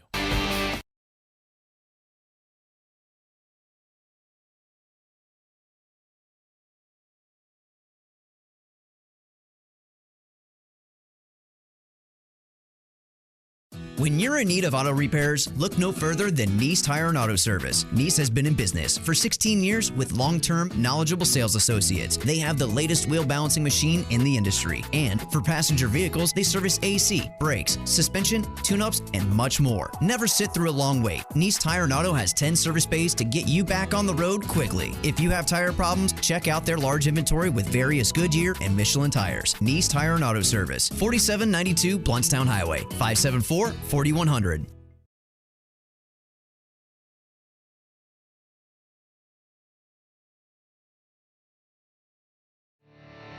can tell a lot about a tractor by its warranty. That's why Mahindra makes the toughest tractors on earth. with steel, not plastic. Backed by the industry's best limited powertrain warranty, period. Not 5 years, not 6 years, but a full 7 years on select models. No wonder the other guys are green with envy. No money down, 0% interest, and no payments until July. Available at TNT Supercenter. Next Mahindra Tractor. TNTSupercenter.com. Warranty on select models. See Mahindra warranty policy for details. Dale Earnhardt Jr., Buick, GMC Cadillac is back at it, supporting the High School Scholar Athlete of the Month on 97.9 ESPN Radio. Listen every Wednesday to hear our monthly winners. Check them out at Dale Earnhardt Jr., Buick, GMCCadillac.com.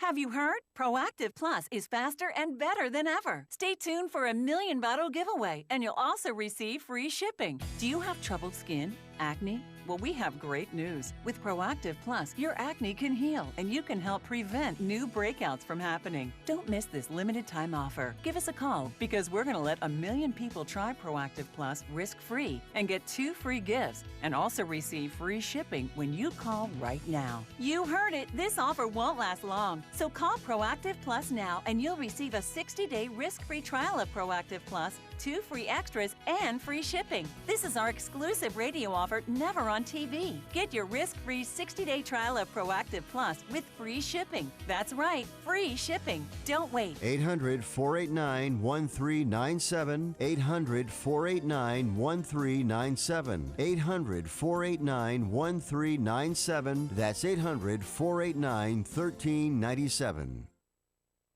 Join us for 8 days of nonstop tennis as the rising stars of the USTA Pro Circuit battle for a main draw wildcard into the French Open. It's the 18th annual Tallahassee Tennis Challenger, April 22nd through the 29th at the Forest Meadows Tennis Complex. Proceeds benefit the Wagner Neurointensive Care Unit at Tallahassee Memorial Healthcare. Sponsored by the Florida Lottery, Tallahassee Democrat, the City of Tallahassee, Tallahassee Memorial Healthcare, 850 Business Magazine, and Comcast. This Day in Sports brought to you by Superlube. Superlube, 19 Tallahassee area locations. Quick, convenient, no appointment necessary. This day in sports history. April 5th, 1984. Kareem Abdul-Jabbar broke Wilt Chamberlain's record for total career regular season points. Kareem would score his 31,420th point by hitting one of his trademark skyhooks in a 129-115 victory over the Jazz during a game played in Las Vegas. Kareem would finish his career with 38,387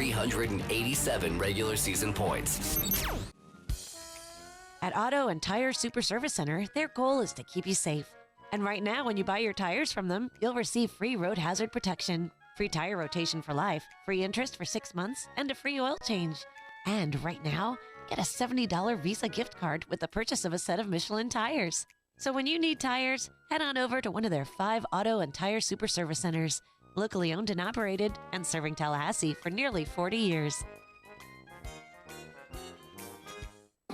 Live from the Dale Earnhardt Jr. Buick GMC Cadillac Studios in the capital city of Tallahassee, this is the Jeff Cameron Show on 97.9 ESPN Radio.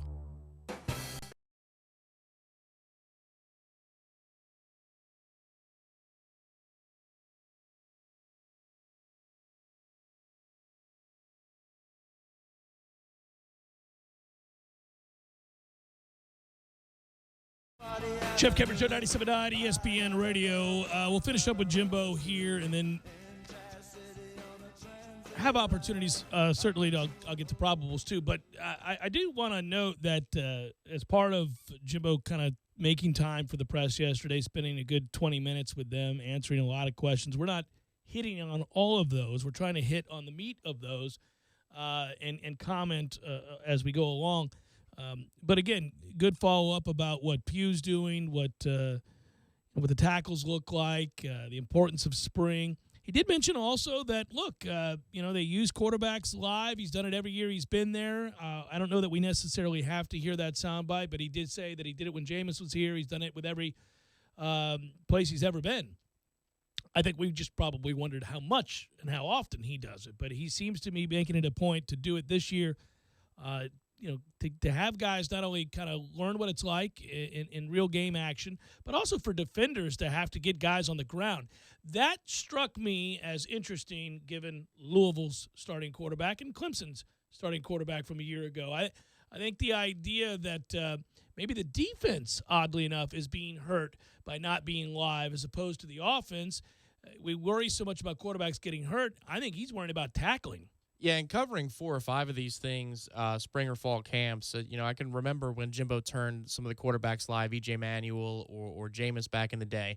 And typically you would get that information when he was angry, and it was in passing that he would tell you, well, they went live today. Or, right, you know what I mean? Right. Because we have to create toughness. Right. So typically it came hand in hand with Jimbo delivering a message of toughness.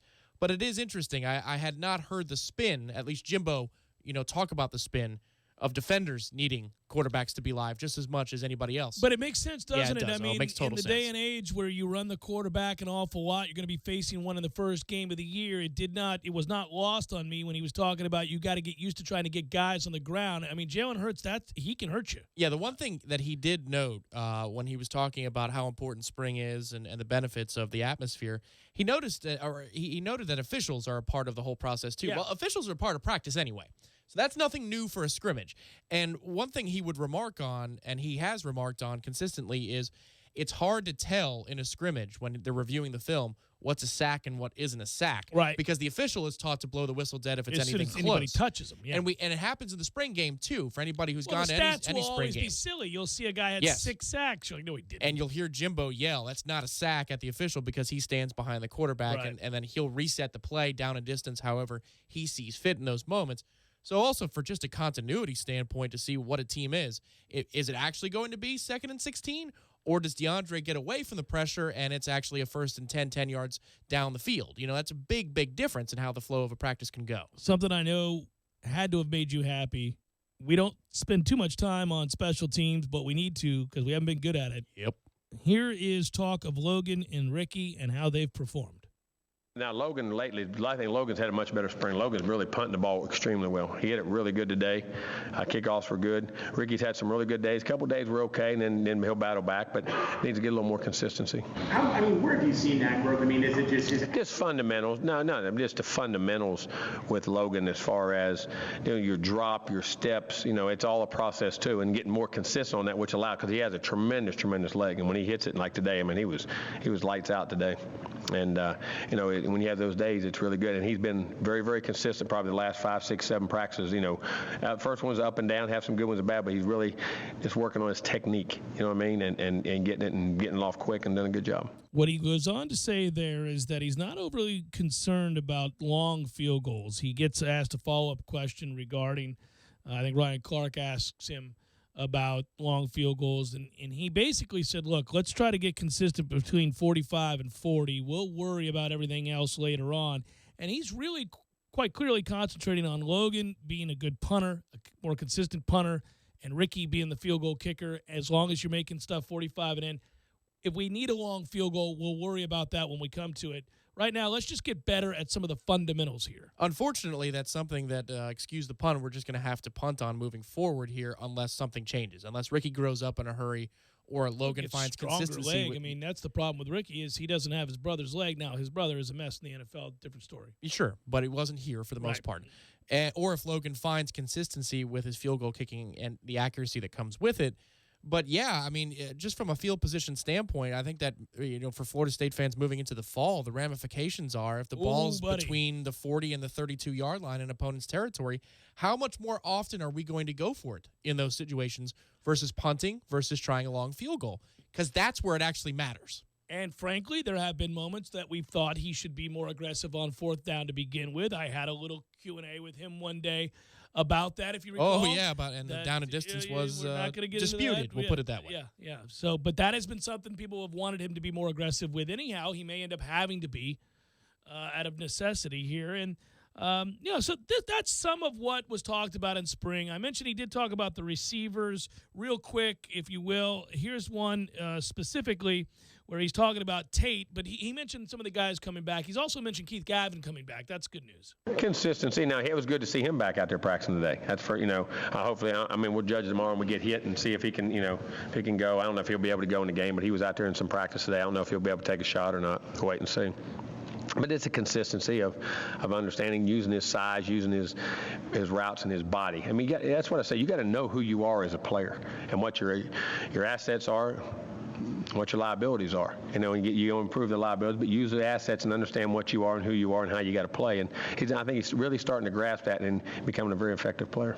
You know, it's a similar conversation with receivers, and it's funny because it follows receivers all the way to the NFL. It's the diva mentality. It's the lack of consistency. It's sort of the on-again, off-again nature of the guys that play that position, and it just, you can tell it drives him nuts. He's a former quarterback, and, you know, I'm sure there are guys that come down the pike that he loves, but most of those guys are like Rashad Green, and those are few and far between that land on campus that run routes consistently and are smart and tough to boot. Well, and that's something he laments in the course of his discussion yesterday as well, where he talks about even NFL guys are having trouble because the run-and-gun offenses don't teach route trees. I think you hit on this. Yes, I did.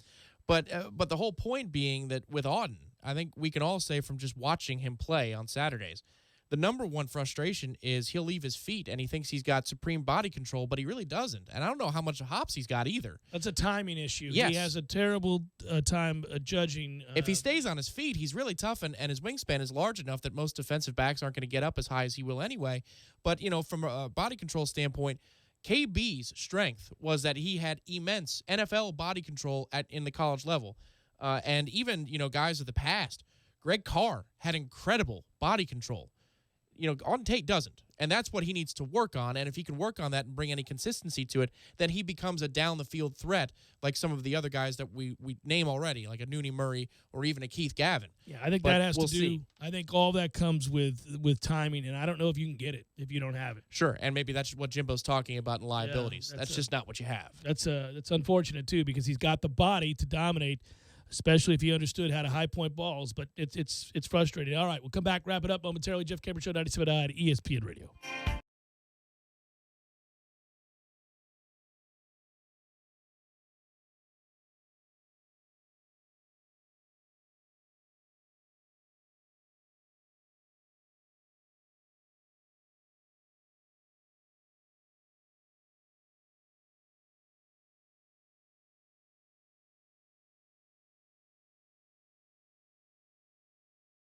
When you're in need of auto repairs, look no further than Nice Tire and Auto Service. Nice has been in business for 16 years with long-term, knowledgeable sales associates. They have the latest wheel balancing machine in the industry. And for passenger vehicles, they service AC, brakes, suspension, tune-ups, and much more. Never sit through a long wait. Nice Tire and Auto has 10 service bays to get you back on the road quickly. If you have tire problems, check out their large inventory with various Goodyear and Michelin tires. Nice Tire and Auto Service, 4792 Bluntstown Highway, 574-4100.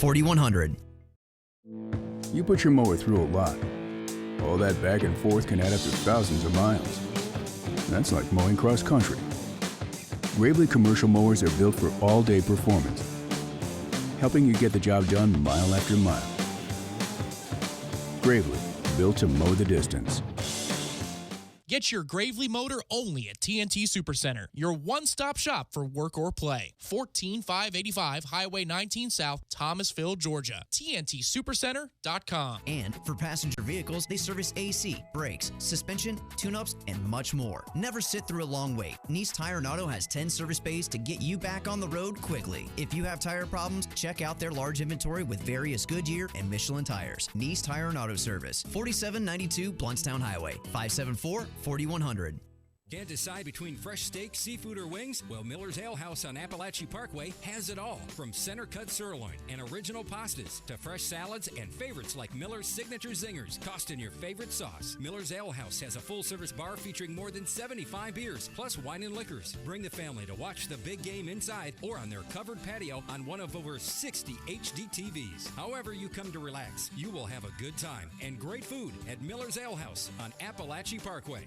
Spring is in the air, and so is Seminole football. The Tallahassee Quarterback Club is kicking off the year with an amazing tailgate event at the Garden and Gold Spring Football Game on Saturday, April 8th from 10 a.m. to 3 p.m. I'm the Tallahassee Quarterback Club President Johnny Devine, inviting you to come learn more about the prestigious Tallahassee Quarterback Club while enjoying some free beer, soft drinks, delicious food, meet former FSU players, and enjoy live music from the band Houston D's. It's free and a fun way to kick off the Noles 2017 season. Invite your friends and join us at the Tallahassee Quarterback Club Spring Tailgate event, 10 a.m. to 3 p.m., right near the entrance of Dick Hauser Stadium. See you there.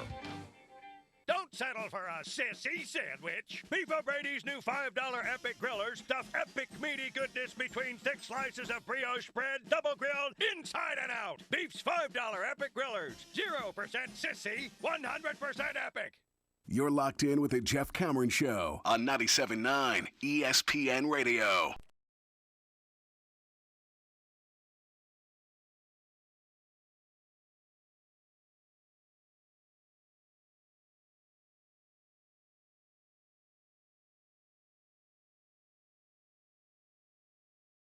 Temperature 97.9 ESPN Radio. A few days into the start of baseball season, Pirates don't have a win. Won't get one tonight. Game's been postponed. None of you are concerned about that. Okay, 3 of you are concerned about that. Braves met. Who won the game last night between you guys? Oh, really? No, Did honestly, you do that? I swear to God, I didn't know. Okay, no, we lost in 12.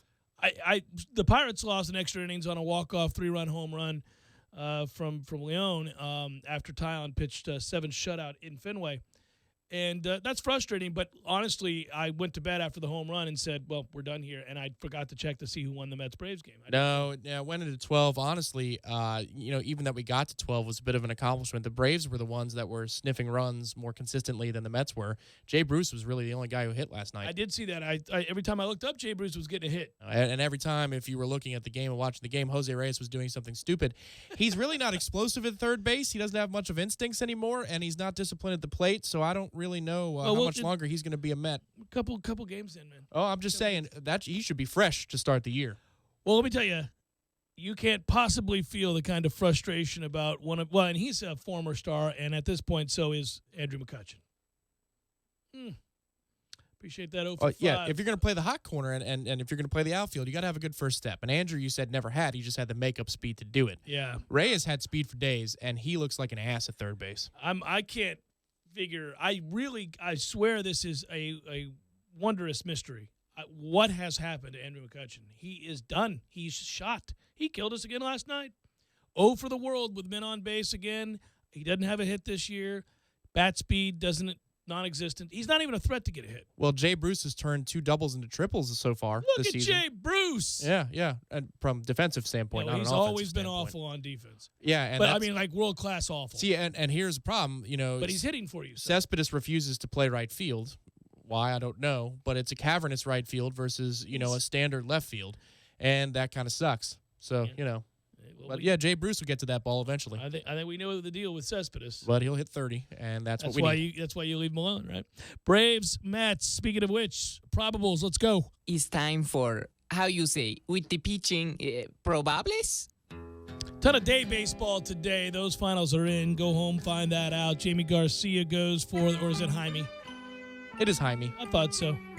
I think if I were Jaime Garcia, I'd want to be called Jamie Garcia, but I wouldn't like either.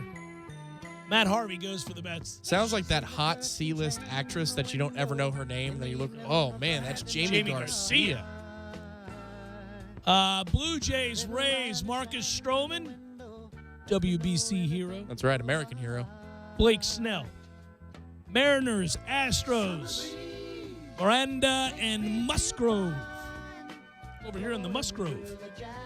Giants, D-backs. Jeff Samardzija. I'm glad you like that. I'm glad you appreciated that. Yeah. Giants D-backs. That really scratched me where I itch Jeff for humor, Samardzija man. And Robbie Ray. Hey! All right, Robbie Ray. Everyday Robbie Ray. There he is. We've been waiting on you, Robbie. He'll roll out there for the D-backs tonight, and that's a look at those that reside on the bump.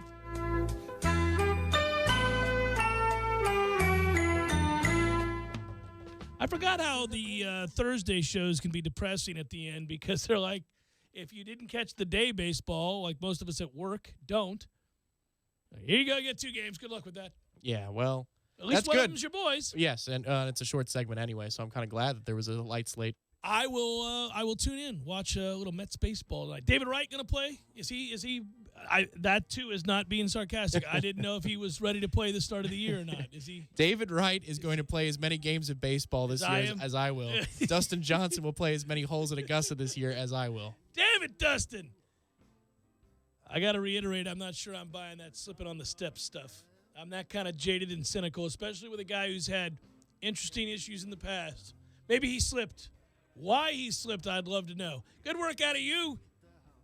Good work, Matthew. Thanks for listening, everybody. Be well. I don't hate Arnold Palmer. I'm sorry he's no longer with us. I just am able to get over the profound sadness faster than Billy Payne. That's all.